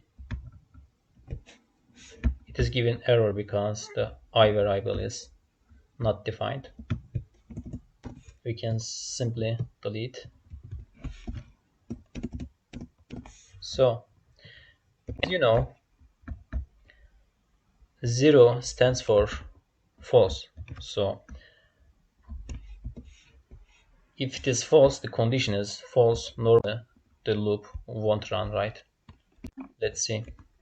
I'm running the code now. If you are ready, run the code. This time let's say run the code.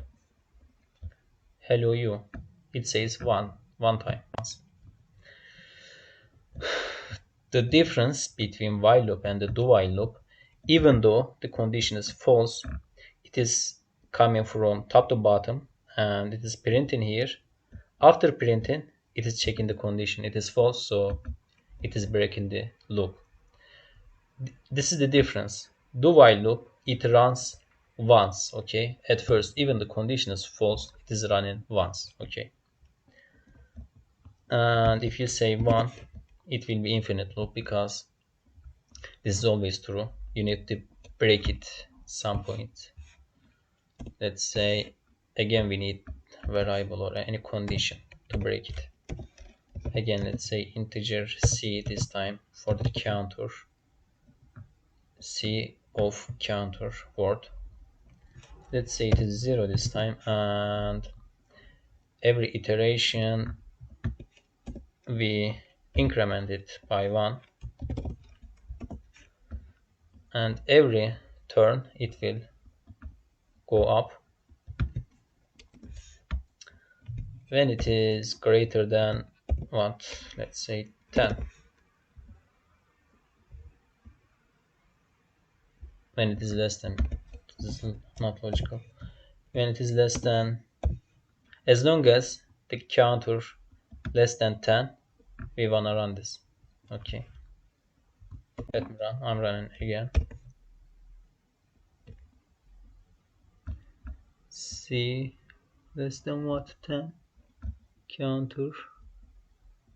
I will run again. Sometimes it gives error for no reason. Okay, as you can see, it is working. It is 19 or 9. Yeah, this is do while loop. Okay, it wasn't so hard, right? And that's it for this video. Thank you for watching. Have a good day.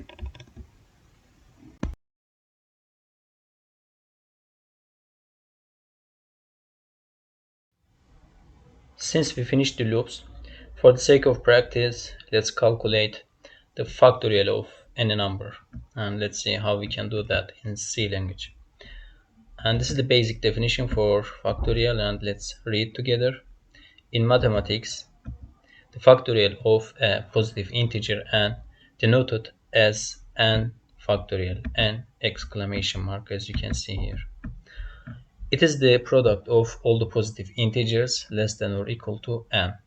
These are the examples. For this one, 3 factorial is calculated as 3, 2, 1. We are multiplying all the values, and the result will be factorial result. You can decreasing by 1 and multiplying. I think it's quite simple. Let's see how we can do this, achieve this result in C language. And the cleanest way, we can use any loop you can use, but I will use for loop. And integer, this will be integer, and it should start not from 0, and int, let's say factorial number equal to what? For now, let's calculate the factorial of 3.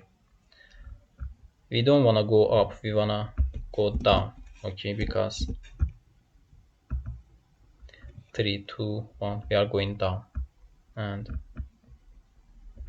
it should start from the fn, the number we would like to calculate the factorial of, and as long as it is greater than 0, we are starting from 3 and we are going down, and as long as it is greater than 0, we want to calculate that. And we will store the value. 1 second. Okay, where were we integer. Okay, we are starting from the 3, and as long as it is okay, the variable here, let's say result equal to 1, not 0. Okay, and we would like to store the result here, and the result will be equal to what? I multiplied by result, because for the first iteration, let's think together. The I is equal to fn. Fn is equal to 3. It's starting from 3. 3 multiplied by result. What is the result? 1. 3 multiplied by 1, it is 3. The second iteration, I is being 2. 2 multiplied by 3, and it's stored here. And the next iteration, it is 1. 1 multiplied by 6, it is 6. And when it is 0, when we decrease it again, when it is 0, what happens? The loop, we are going out the loop, because 0 is not greater than 0. Then we just need to print the result here. %d. Also, let's see here.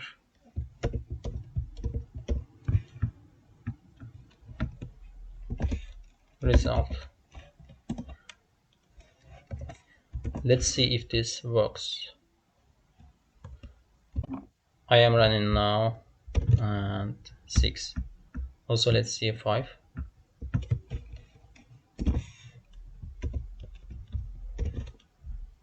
Okay, it seems to work, and I think that's it for this video.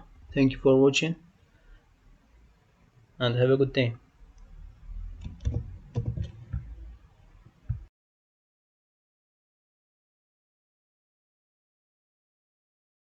Now it is time for the functions in C.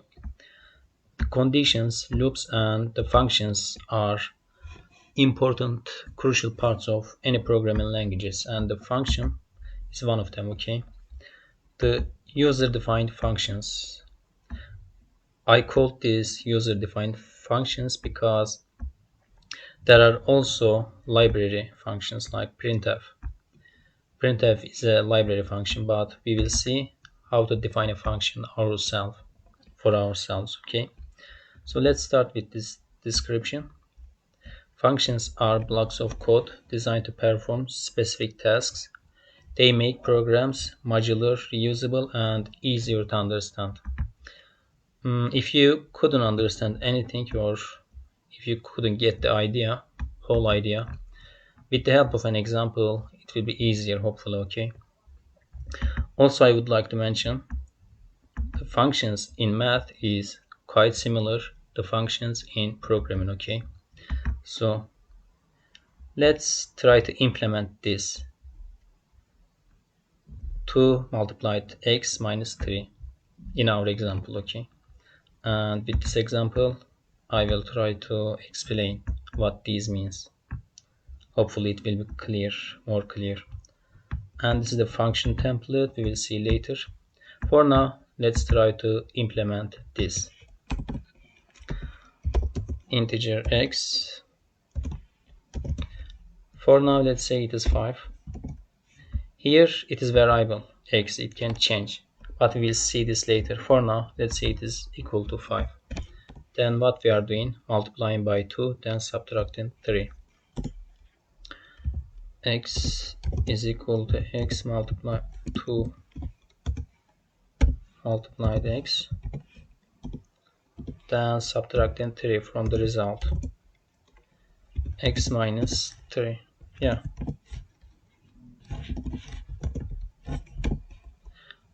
let's see the result. Printf percent d for the integers and x. Let's calculate first. 5 multiplied to 10 minus 3, 7. We expect to see 7, right? I'm running now. Okay, grandpa. 7. So imagine you have more and more code. In that case, the main function here would be quite messy, right? So instead of putting everything inside here, let's define a function, and in this way we would have more organized and reusable code. This is the template for defining a function, and let's copy and let's define our first function together. I will uncomment the return type. For now we won't return anything, and we will see the functions with returning values. Okay, if it doesn't return anything, void. The return type is void. And any name, almost any name, let's say multiply, because we are multiplying first and subtracting. You can give any name, multiply, subtract. Okay, then parameter list. For now it is empty. This will be like input of the function, but for now it is empty for the sake of simplicity. Okay, and we can leave it empty. Also, I see some people doing this void here too, but you can leave it empty. And the return value, this will be another lesson, another video. Okay, it's optional, so we can simply delete. And this is input, parameter list, return type, function name, and the code. What we would do, we would take this here, we would clean the main function to make it organized. Okay, so we defined our function. Somehow we need to call it here, invoke. FYI, it is called invoke. Some people say invoking a function, and they are same, calling a function. We need to call this function inside main function. For that, you need the name of the function, then open and close parentheses. Okay, as you can see, the main function is more organized now. It is more organized. So we will have the same result when I run code. Okay, I'm running now. 7. Also, you can invoke, call a function as many times as you want. For example, I'm calling it 2 times. What do you expect to see? 2 times this printf. 7 7 7 7. It is side by side because we don't have line break.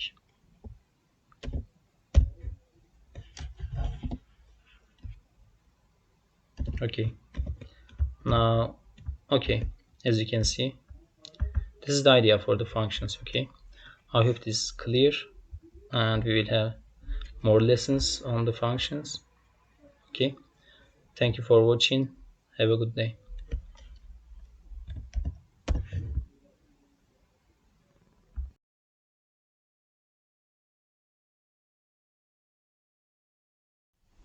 In the previous lesson, we defined our first function, but it didn't have any parameter. It was empty. I copied the code from the previous class lesson. Okay, so it didn't have any parameter. Now let's see the functions with parameters. Okay, you can think of the parameters as the inputs for functions. Okay, this is the shortcut for parameters, as the inputs for functions, like in math.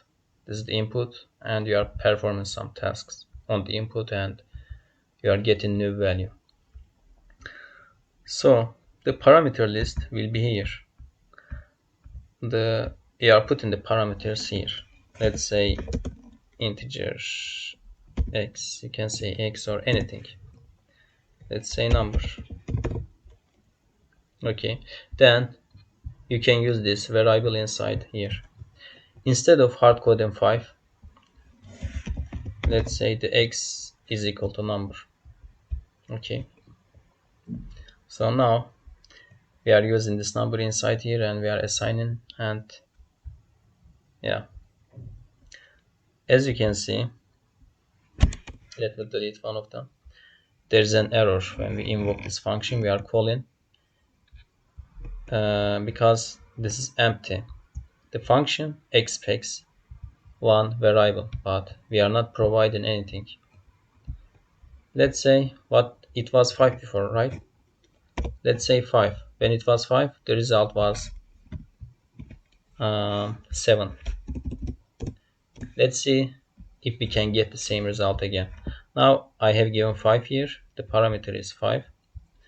Then I am assigning it into x. X is 5 multiplied by 2, 10 minus 3, 7. Let me run the code again. 7. Now it is more flexible, our functions is more useful. Wait. We can give any value. It is not always 5. The previous time when it was 5, no matter how much you invoke this function, it was always given the same result. But now you can change, you can give different values. Let's say you can say 3. 3 multiplied 2, it is 6, minus 3, it is 3. Yeah, this is the idea, and this is how you can give parameters. Also you can give multiple parameters. Okay, like, but each time you are given the data type, you are defining data type. It can be float,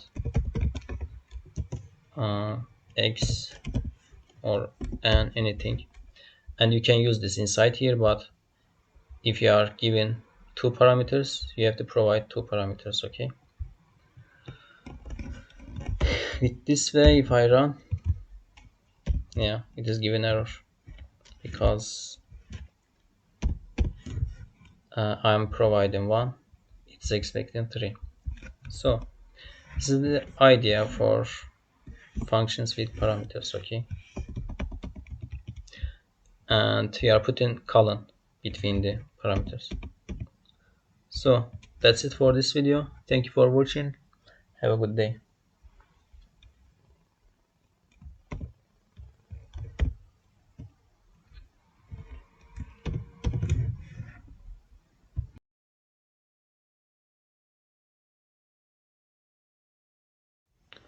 So we are here with the keyword return. We can see these inside functions and at the end of the functions, usually, as you can see here, okay, and it has two main functions, okay, two key features, and let's try to understand one by one. The return keyword sends a value back from a function to the place where the function was called. This is our previous code from the lesson functions with parameters, okay. So we are calling the function, this function, inside the main function, and the first feature says if we use the return at the end of the function or inside our function, if we use the return keyword, it will send a value back to us, to the place where the function was called. So it is called here, it will return a value to us here, okay. So instead of printing inside the function, let's return the x value. We calculated the x value and let's return it. So the x value will be here. We need to what? Store it. We need to save inside a variable. You can say x also, what I will say answer equal to this. I'm invoking the function and it is return me back the value and I am saving it. Then I will print the result. It's still integer answer. But as you can see, grandpa is yelling at us. There's an error. The reason is that we said the function is void. Void means it won't return anything, but we are trying to return integer. So we need to change this to int. If we were returning char, it would be char. Float, it will be float. You got the idea, okay? Now we are returning integer, so the type of the return type is integer and we are returning integer, okay, so there shouldn't be any problem. Let's calculate. We are given 3 multiplied to 6 minus 3 3. The result must be 3. Yeah, as you can see, it works. This is the first feature. Let's see the second one. It immediately ends the execution of a function. The function, after returning it, the function won't execute the code later on. Okay, let's see this. After this returning function, it ends the execution of. It's like break keyword for loops. Okay, so we won't see this because this is coming after the return keyword. Let me run. As you can see, we are invoking this function, but it never comes to this line because we returned the value. It is done. So this is the idea for return keyword, and hopefully everything is clear. And that's it for this video. Thank you for watching. Don't forget to subscribe and have a good day.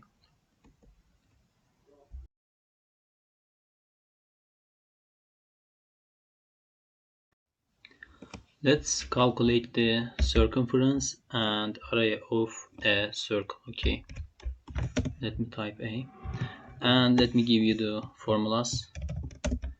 For circumference, it is 2 multiplied by pi value, then multiplied by radius r. Okay, r is radius, and for the area it is r square. How can I show r square? Okay, r square pi. Okay, pi r square. Yeah, this is the formula for area, and this is the formula for circumference. So we can now calculate, but first of all I would like to define a constant variable for pi value.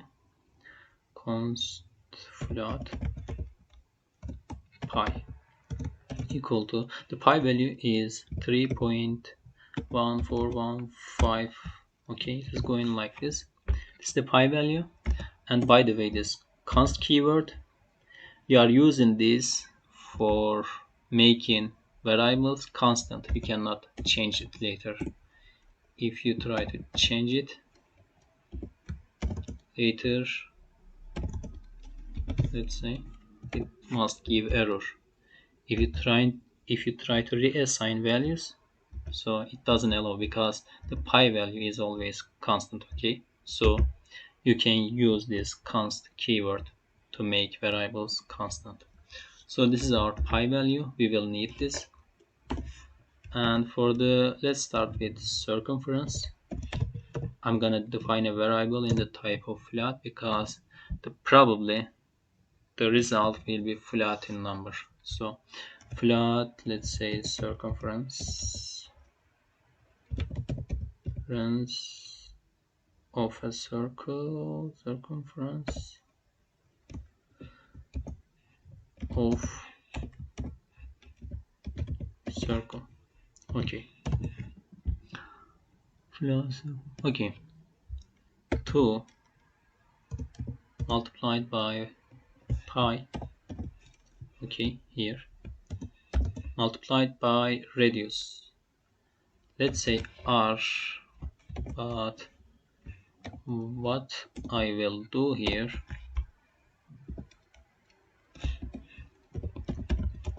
float r equal to, this is radius. Okay, we can say radius or r. Let's say the radius is 2.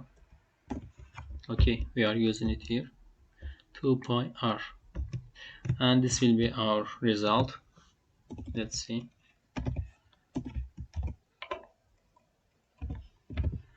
%f floating numbers, and circumference of circle.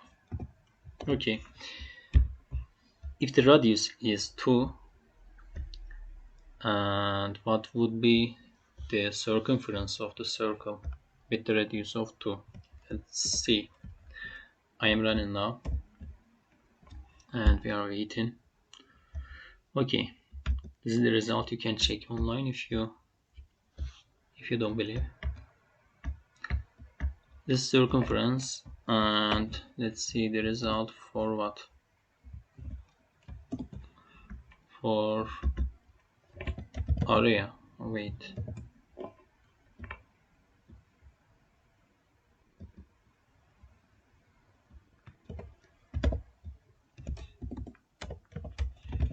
Area of circle. This time our formula is pi multiplied by r square. Pi multiplied by r square. For square you can multiply the same thing by itself. Okay, this is r square, this is equal to r square, and put 2 pi multiplied by r square. Okay, this will be the area. So let's see, area Hmm. Area. Okay, this time it's okay. Now, this is the result. It is same again. It is not same. Area of circle pi r square. Okay. Let's say the radius. We can change the radius 3. Let's say 3. Also, you can make it flat. Okay.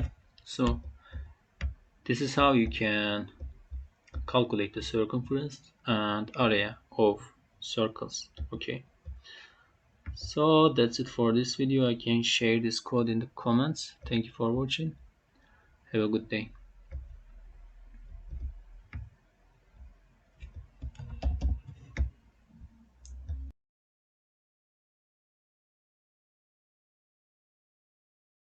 In the previous video we calculated the circumference and the area of circle. Okay, now I would like to modify and improve this code. Instead of having all these inside main function, I will define a new function. Okay, and I will take all these inside that function. So in this way we could practice the functions and hopefully we could understand better, and also we would have cleaner main function, right? So let's define a function which calculates the circumference and area and shows the result. Okay, when you define a function, if you don't return, you are typing the return type is void. Okay, then the name of the function, we can say what,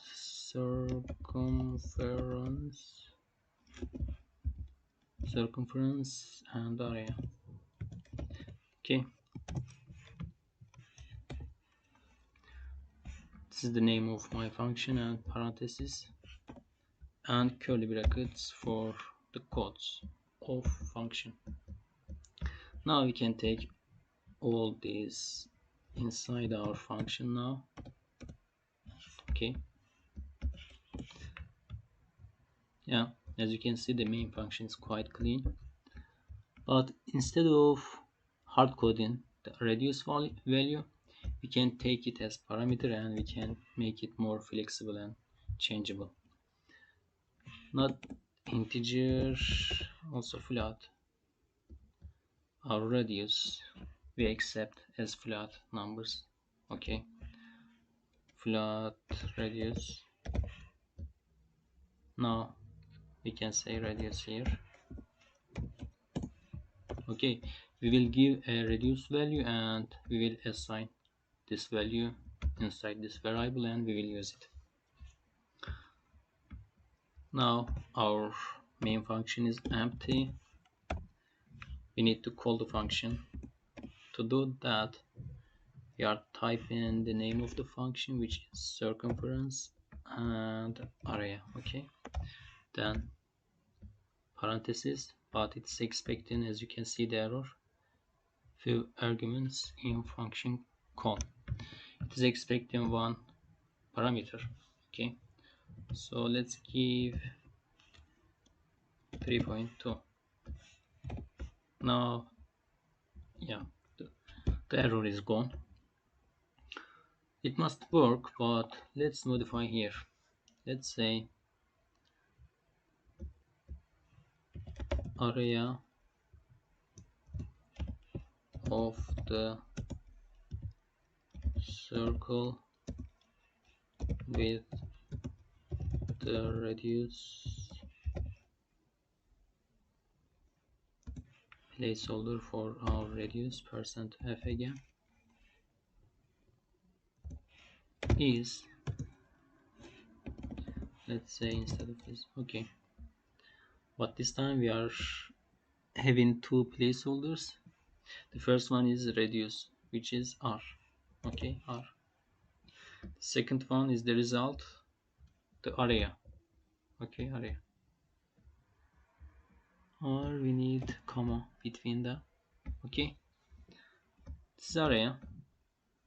And let's do the same thing for what? Circumference. Circumference. Alt Z. Okay. Circumference of the circle with the radius is this capital F. Okay. Percentage R. This time not area, the circumference of circle. Okay. I think we improved the code much better. Let me run now.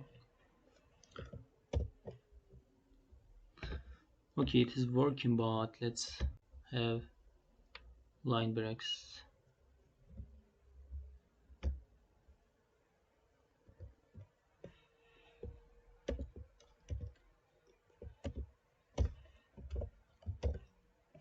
I'm running again. Okay. Area of the circle with the radius of 3.2, 3.2. This is the area and this is the circumference. So, as you can see, we improved. Okay. You could also return the radius of any of them, the result, anything. Let me show you also how to return the values. Flat. The return type is flat because the variables are flat. It depends on the thing you would like to return. For example, I would like to return this array of circle. So if it is flat, the return type is flat. So now you have to return what I would return the area of circle. Okay. When I invoke this function, all the code will run. Okay. It will show this result. Also, it will return me this value. So I can take this value into a variable. Let's say x. Actually, it is area. We can say area. Now it is returning the value, area value, and I am saving it inside this variable, and we can also print the result here from the main function. Area, we can say from the main function, and %f again because it is flat area. Okay, save again and let me run. These two results are from the function, these two printf, and the third one, as you can see, it is giving the same result, area. Where is it? Area 32.16, 32.16. Okay, so it is returning this value, and we are printing here from the main function. Okay, I think that's it for this video, and I hope it is clear. You could understand better the functions and the things here. Okay, I can share this code in comments. Thank you for watching. Have a good day.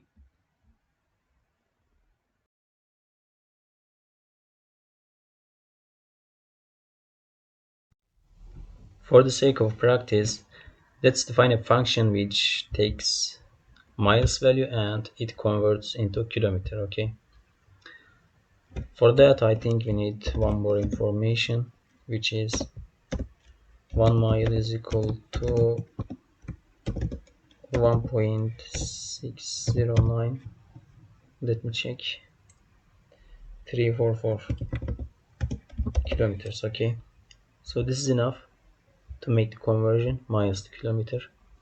Now we can start with the function.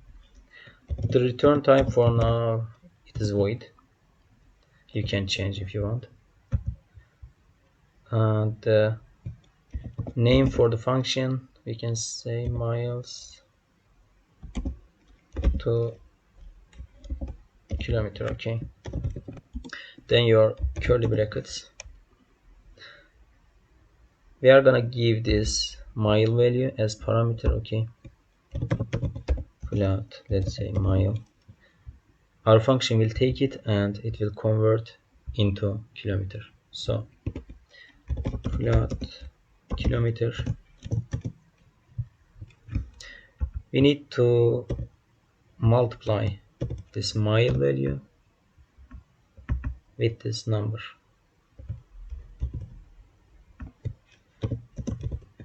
So this should do, okay, the conversion. Exactly, yeah. So let's see the result.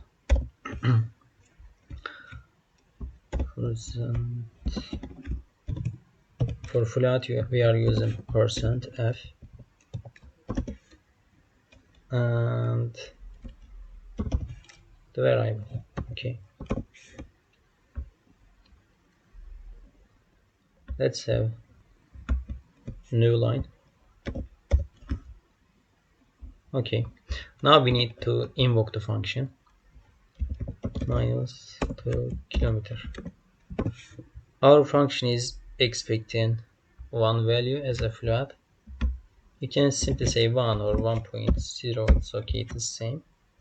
Okay, we know that 1 mile is equal to this kilometer. Now we can check. I'm running the code now. Okay, it is showing that, but let's have kilometer also. Let's say kilometer or kilometers. Okay, also we could say what again, %f for mile,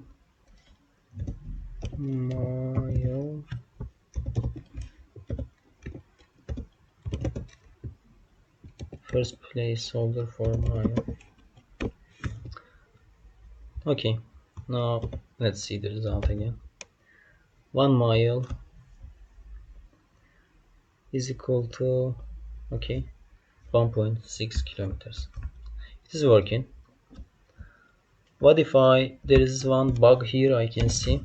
What if I send negative value? It's still converting, but for distance negative value is meaningless, right? So let's have error checking here. If mile is less than 0, it means if it is negative, so we can do this. Let's say invalid input.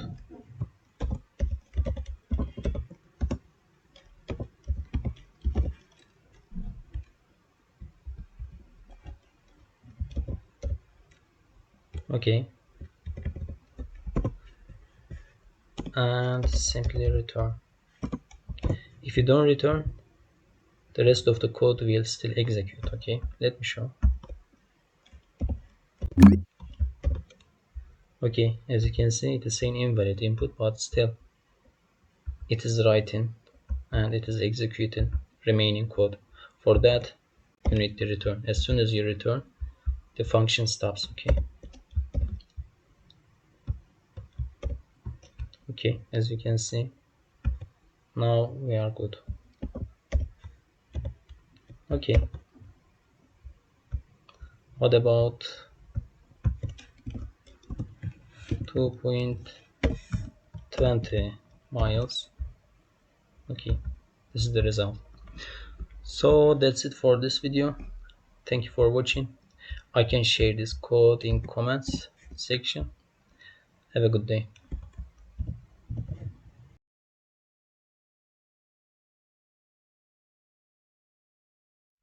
In this video, let's take a look at the math library. I would like to show you this website here. If you can see, you can go to www.3schools.com and you can go to this link. Okay, see math functions. and we need to include this header file or library, you can say. Let me copy and paste. Okay, and then we can find, where is it? See, okay, this link, when you click here, you can find all the functions you can use. Okay, so let's see a few of them. For example, cosine of x in radians. Okay, cosine x. Okay, let's see, printf. Let's say it is flat, %f, and new line. Okay, now for cosine we are typing where cosine x. Okay, but instead of x, let's say cosine 0. Sorry, cosine 0 is 1, right? Even it is in radian, it is 1. Let me run the code. We are waiting, we are still waiting, and it is 1. Okay. Sorry. Okay, what about cosine in radian? 1 radian, it is -1. I'm thinking it is given different result. Cosine 1 radian. Okay, this is the cosine function. Okay, you can make the conversion. Let's say cosine 0. And what else? X. Okay, this returns the value of e to the power. Okay, I don't care, e to the power. Okay, this one seems cool. Exponential power of 2's. Okay, x 2x. Okay, let me comment this, copy down, uncomment. What was it? X 2x, x 2 power of exponential of 2. If it is 0, every power of 0, no matter the base what it is, okay, it is returning 1. It is an expect to see 1. But what about 2 power 2 to the power of 2? It is 4. Yeah, 8, I believe 256. Yeah, 206. Okay, what else? Logarithm I can find. Square root, okay, power. Let's also see this one. Power x1, it is taking 2 parameters, x, y. Okay, uncomment power. Again, this is power. Let's say 2 to the power of 4 again. 4 is it? Yeah. 2 to the power of 4. It is 16. Yeah. What about, let's say, square? Square of 5. It is 25. Yeah. Okay. This one was the power function. Sin x, it is similar to cosine. Okay. Square root. Square root, this one is useful, I guess. Returns the square root of x. Okay,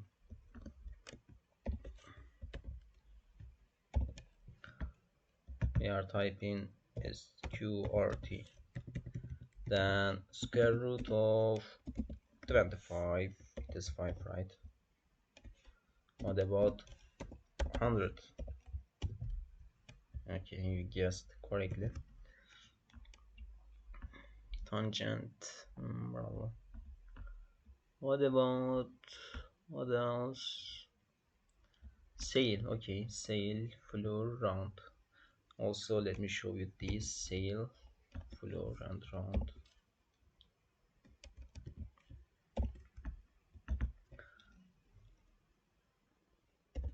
Floor, sail and round. Okay. Floor, as you can guess, it is okay. It is rounding numbers to this the integer, but to down. It is rounding down. Okay. Let's say 2.9. Okay, so it won't run it to the 3 integer 3. No, it will round it to 2. Okay, this one, because it is round, it is floor. Okay, let me comment these for now. We expect to see 2 this time. What happened, grandpa? 2. Okay, now what about sail? Let me comment this and uncomment. Sail is the opposite. Again, let's say 2.1. So even though it is so close to the 2 integer 2, but it will round up to the 3. Okay, so we expect to see 3. Okay. What about round?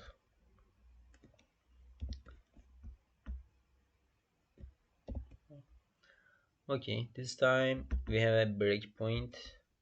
If I say 2.1, it will round to the 2 because it is close to 2. What if I say 2.9? This is exact round. Okay, it is a rounding with the logical uh, reasons. So it is checking which integer it is close, 3 or 2. Okay, this time it is close to 3 integer 3. What if I say 6? I guess again it will be 3. What if I say 5?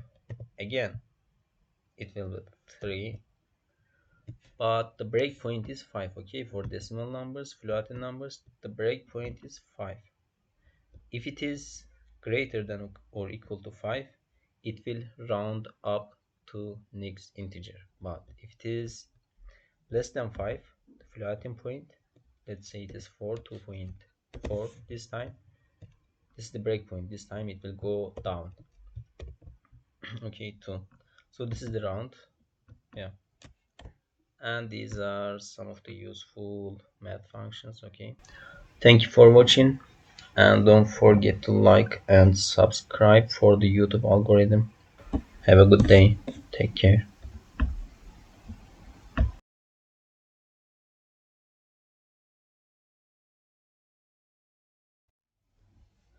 In the previous video we have seen the math library, and now I would like to show you the quadratic equations. Let's calculate how to solve. Let's see how to solve it. Okay, quadratic equations. So it could be a practice, good practice, hopefully. But I would like to warn, it's okay if you are not good with math. If you don't understand, it's okay, you can just skip. Okay, it is not so big deal, or you can still be a great programmer, I believe. Let me type quadratic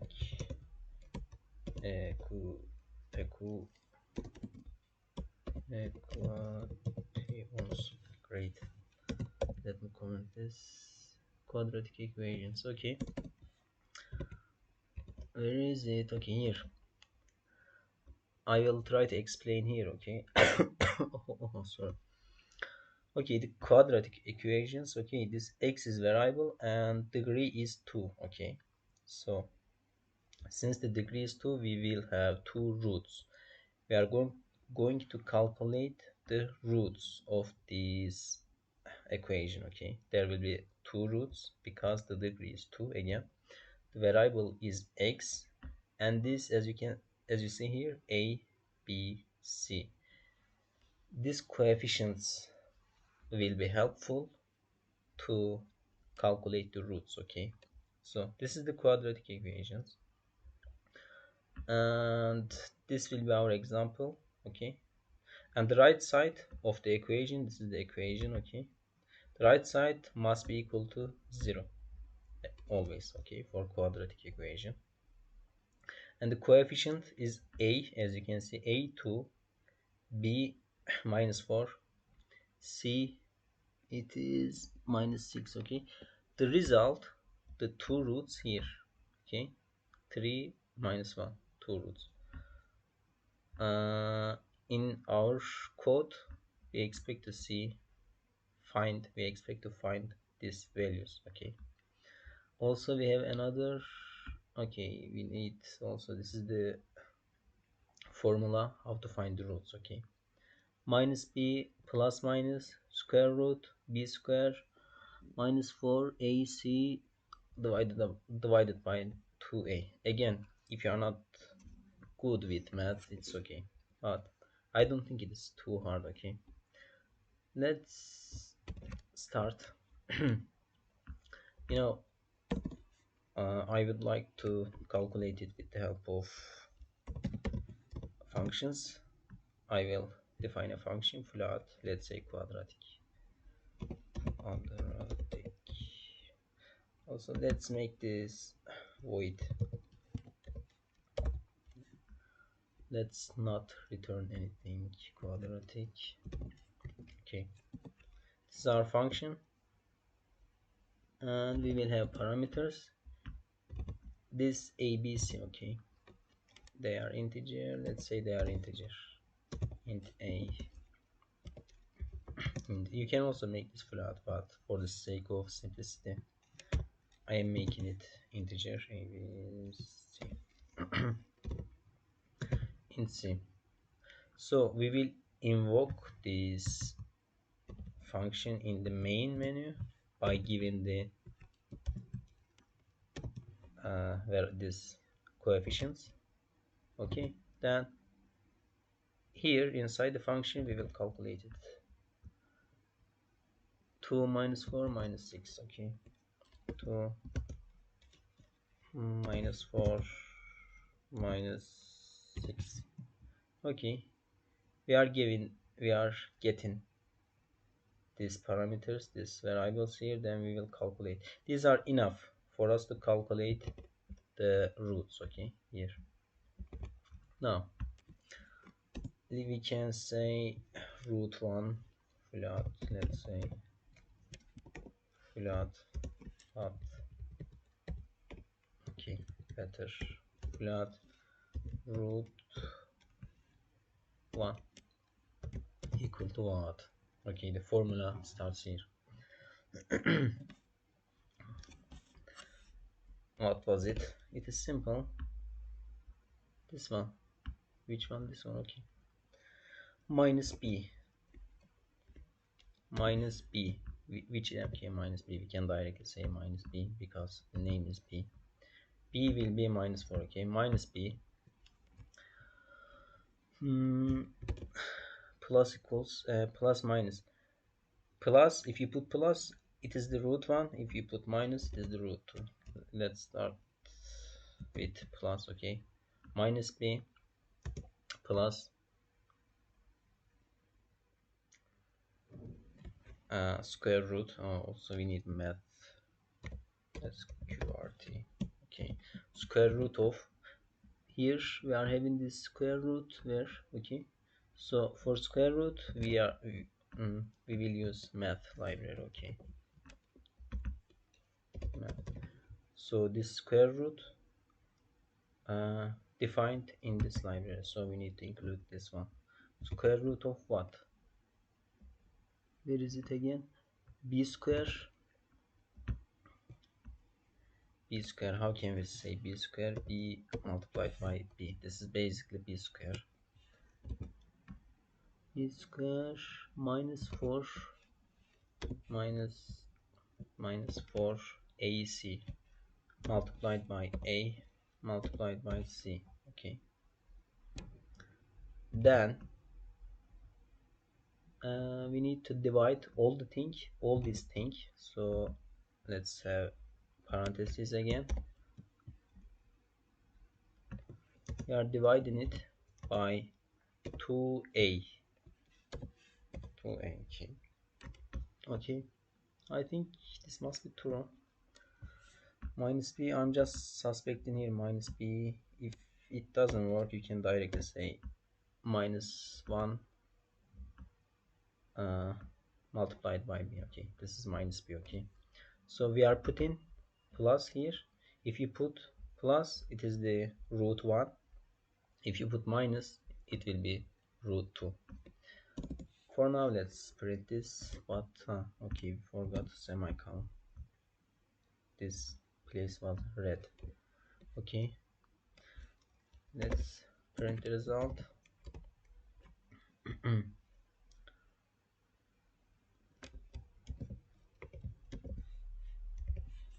Okay, let's see. Float, it will be percent %f for float because the variable is float. Root 1, root 1, root 1, where is it? Okay, is x. Okay, 3 minus, as you can see, for minus, this is my minus 1. We expect to see 3. Grandpa, what's happening? Root 1, okay, there shouldn't be any problem. Divided, okay, let's also use this one. Not root 1. We forgot semicolon. Let me run again. Okay, here also. It's been a while since I coded in C. Thankfully, okay, we don't have any headache. 3.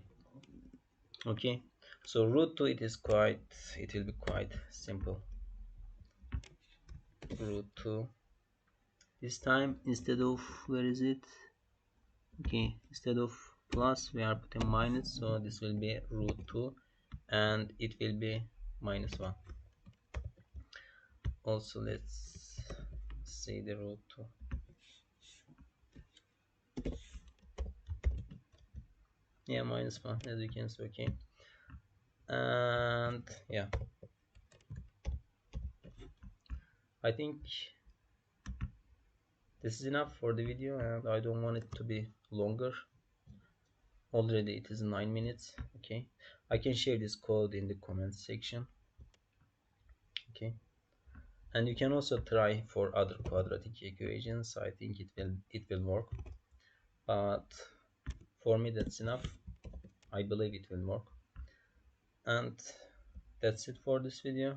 Thank you for watching. Don't forget to subscribe if you want. Have a good day.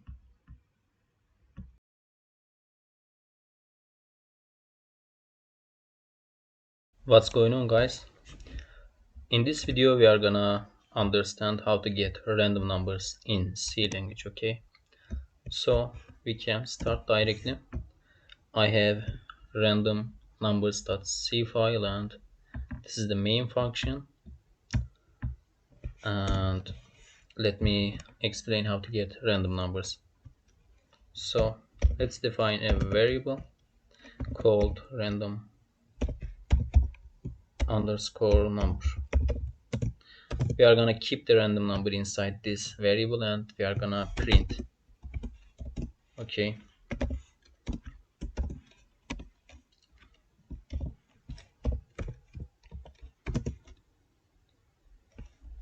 random number. Okay, there is a function called rand. Okay, we are gonna use this for random numbers, but this is coming from a different library.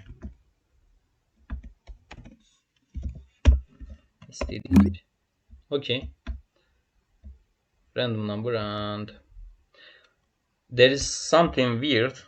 Okay, let me show you. Even though this is called rand and this is used for getting random numbers, it is returning constant value. 41 always on my computer, at least. It doesn't give random number. So there is one more step to fix this. Okay, as you can see, getting random number is not as straightforward as other languages like JavaScript or Python. So another function srand, this is also coming from the same library, but we are gonna give this inside. Srand also and rand, they are coming from stdlib library, but time zero, it's coming from another library. If I run this right now, I will get error because this is not defined. Let me show srand time zero. Okay, so this is coming from another library.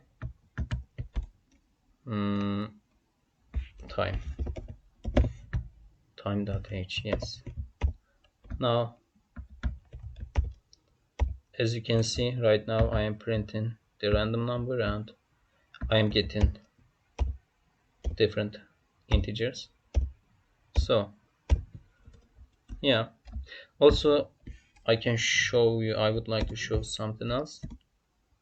Time zero, instead of random number, time zero. This is also given quite large and random values, but as you can see, it is going forward up like sequentially. 8, 9. You can also use this, but keep in mind sequentially it is by the time it is increasing. So if you want total random number, okay, we are gonna use this.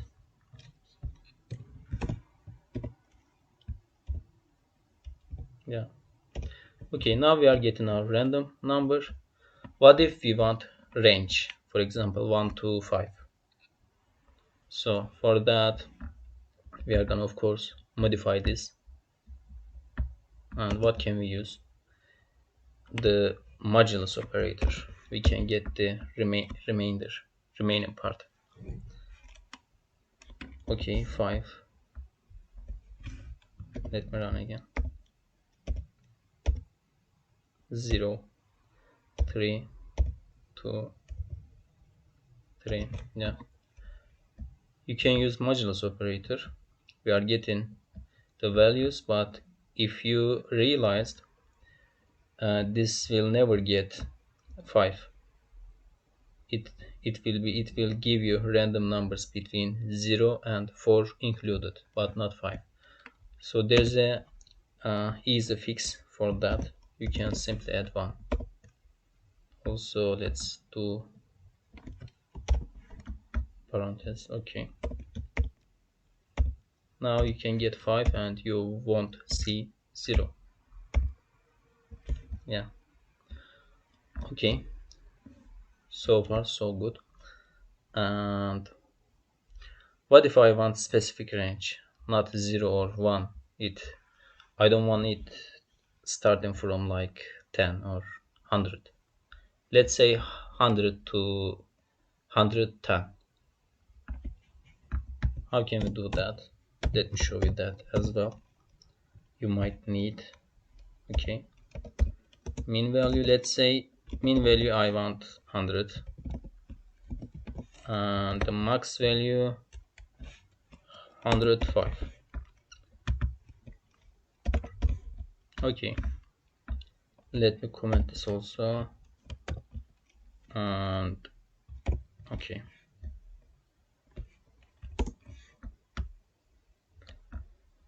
okay, let me show you how to do that. Instead of 5, the range will be still 5, but we need to formalize max minus min plus 1 to see, not to see the 0 value, to include this. Anyway, max minus min Yeah, instead of 1 again min. Now modulus, yeah, exactly. Let me run.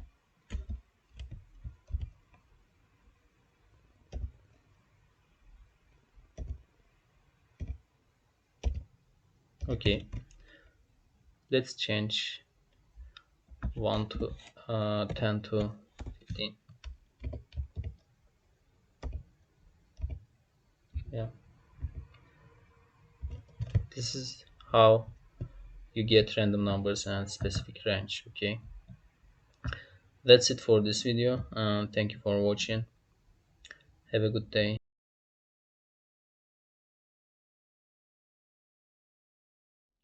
What's going on, guys? Today we are gonna build a number guessing game. Hopefully it will be a good practice. Okay, and I want this video to be short, so let's get started because we have a lot to do. We are gonna guess a random number, so we need to get random number first. Let's say answer, and it will be integer, yeah, equal to the random number. So in C language it is not so simple to get a random numbers. Let me show you. Also we have a separate video how to do that, but let me show you here how to get a random number. It will be our answer. Okay, so we need two library to include. Okay, std, do you remember the std? Include, ah jeez, std lib, yes, this one. Also the time, let me copy and paste, copy down, time.h. Okay, we need these two libraries for random number. Okay, srand comes from here, this std lib, we are given time 0. This time 0 is coming from this time library. Now we can have our random number time 0. Yeah, we are going on the way. Now our answer will be a random number every time we run the program. So for that we are typing rand function, rand. Okay, then modulus operator with, for now let's say 10, 10 also plus 1. Oh, sorry. Yeah, plus 1. So hopefully this will give us a random number between 1 to 10. Let's see how to see printf percent d or I for integer, then answer. Let's see the result. We are expecting to get random number for what, between 1 to 10, but this time it is 1 7 4. Okay, we are on the way, on the right way. Control Shift U to close this window. Now we have our random number. Now I will use a while loop. For true it is, let's say, for now it is always true, and we are going to check this now. Also we need to get, okay, we will have this from the user scanf. We need to use scanf, right? We are gonna get this answer later. Okay, we are gonna guess. Okay, let's say int guess, for now it is empty, or let's say 0 equal to 0. Okay, now we are gonna get integer percent d and ampersand yes. Okay, we are getting in this line Percent guess. This one. Okay. Basically, we are gonna get a guess from the user through the console terminal, and we are gonna assign that value into this variable. Okay, this address of operator. If you wonder this, you can check the getting user input video on the playlist, C programming language playlist. Okay, let's see the guess. Also we are gonna check. Let's see the guess first. I wanna make sure we are going correctly. Guess, but this time we need to use the terminal window, GCC, C tutorials, number guessing game, number guessing. I am typing the name of the file, GCC, name of the file.c, so we are gonna compile it. Yeah, now we need to run this.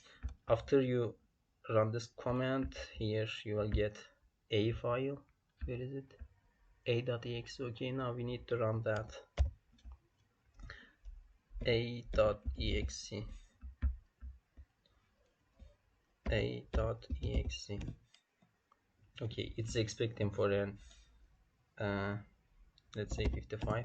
Okay, 55. Yeah, it is correct, but we can give okay, this okay, we are going good, but we can give a here, let's say we can give a info guess a number, we can say, then we can expect for the reason a result. Let me run it again. Control X, control. Okay, we need to compile it again. Then a.exe. We don't see the message. Okay, cheese.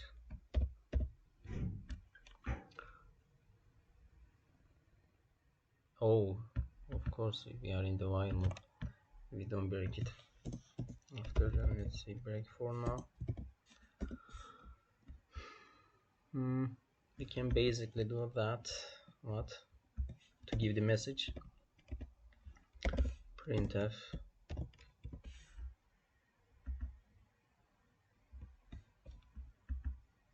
Take it here. Scanf %t guess. Semicolon, don't forget that. Okay, let me run it again. Compile. No, not this one. Compile, then run. Guess a number, yeah. Let's say 55, and we are getting 55. Okay, now we can check the conditions. If the guess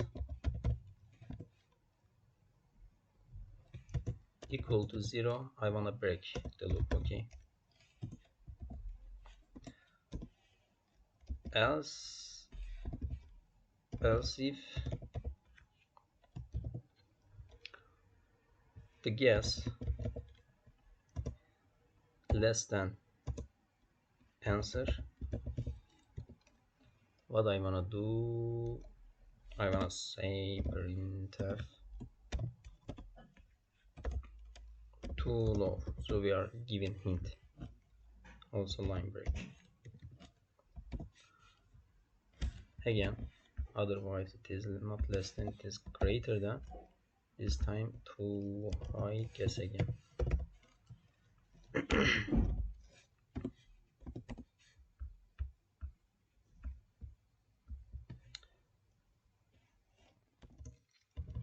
Guess again. Yeah, otherwise if it is not too low or if it is not too high, so it means it's correct. Printf, then we can say correct.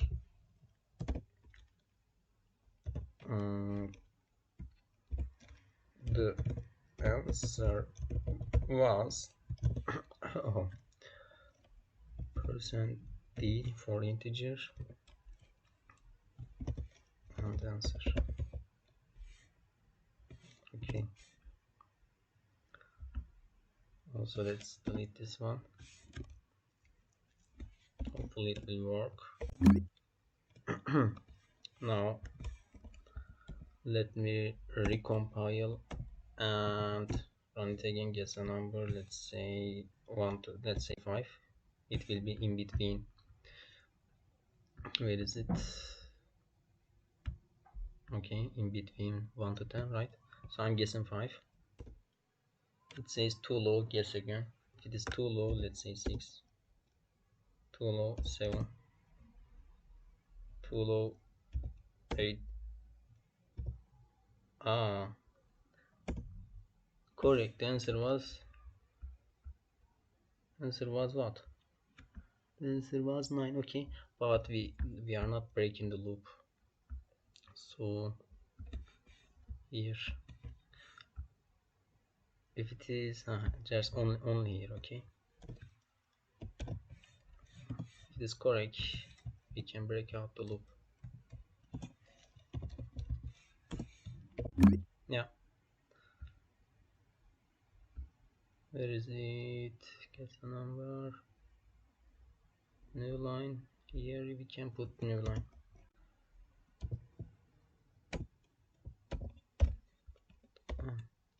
Yeah. Let me recompile and run it again. Jesus, number guessing. Yeah.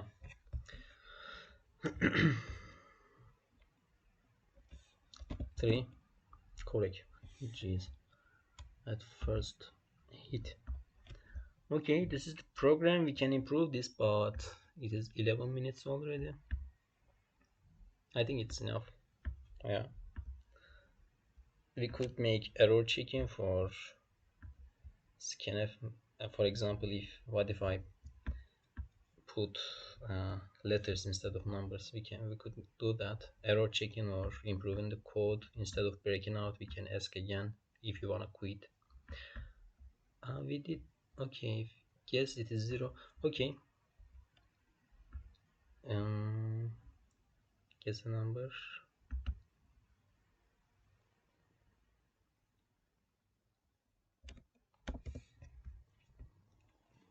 We can say 0 to quit. 0 to quit, because we have this condition here. If it is 0, we can quit without playing the game.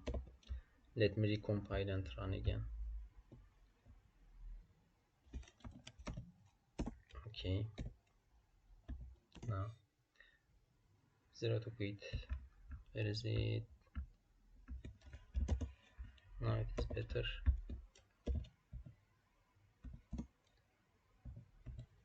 Now if I hit 0, it will quit the loop directly. Also, at the end of the loop, you can say thanks for playing. It was okay, parent. Thanks for playing. You are leaving early. You are early. Okay. Let me run again. Compile and run. Thanks for playing. You are leaving. Yeah. I think also you can change the range here if you want it 100. You can say 100. Okay. Yeah, I don't want this video to be any longer. Also, I can share this comment in the this code in the comment section. Thank you for watching. Have a good day.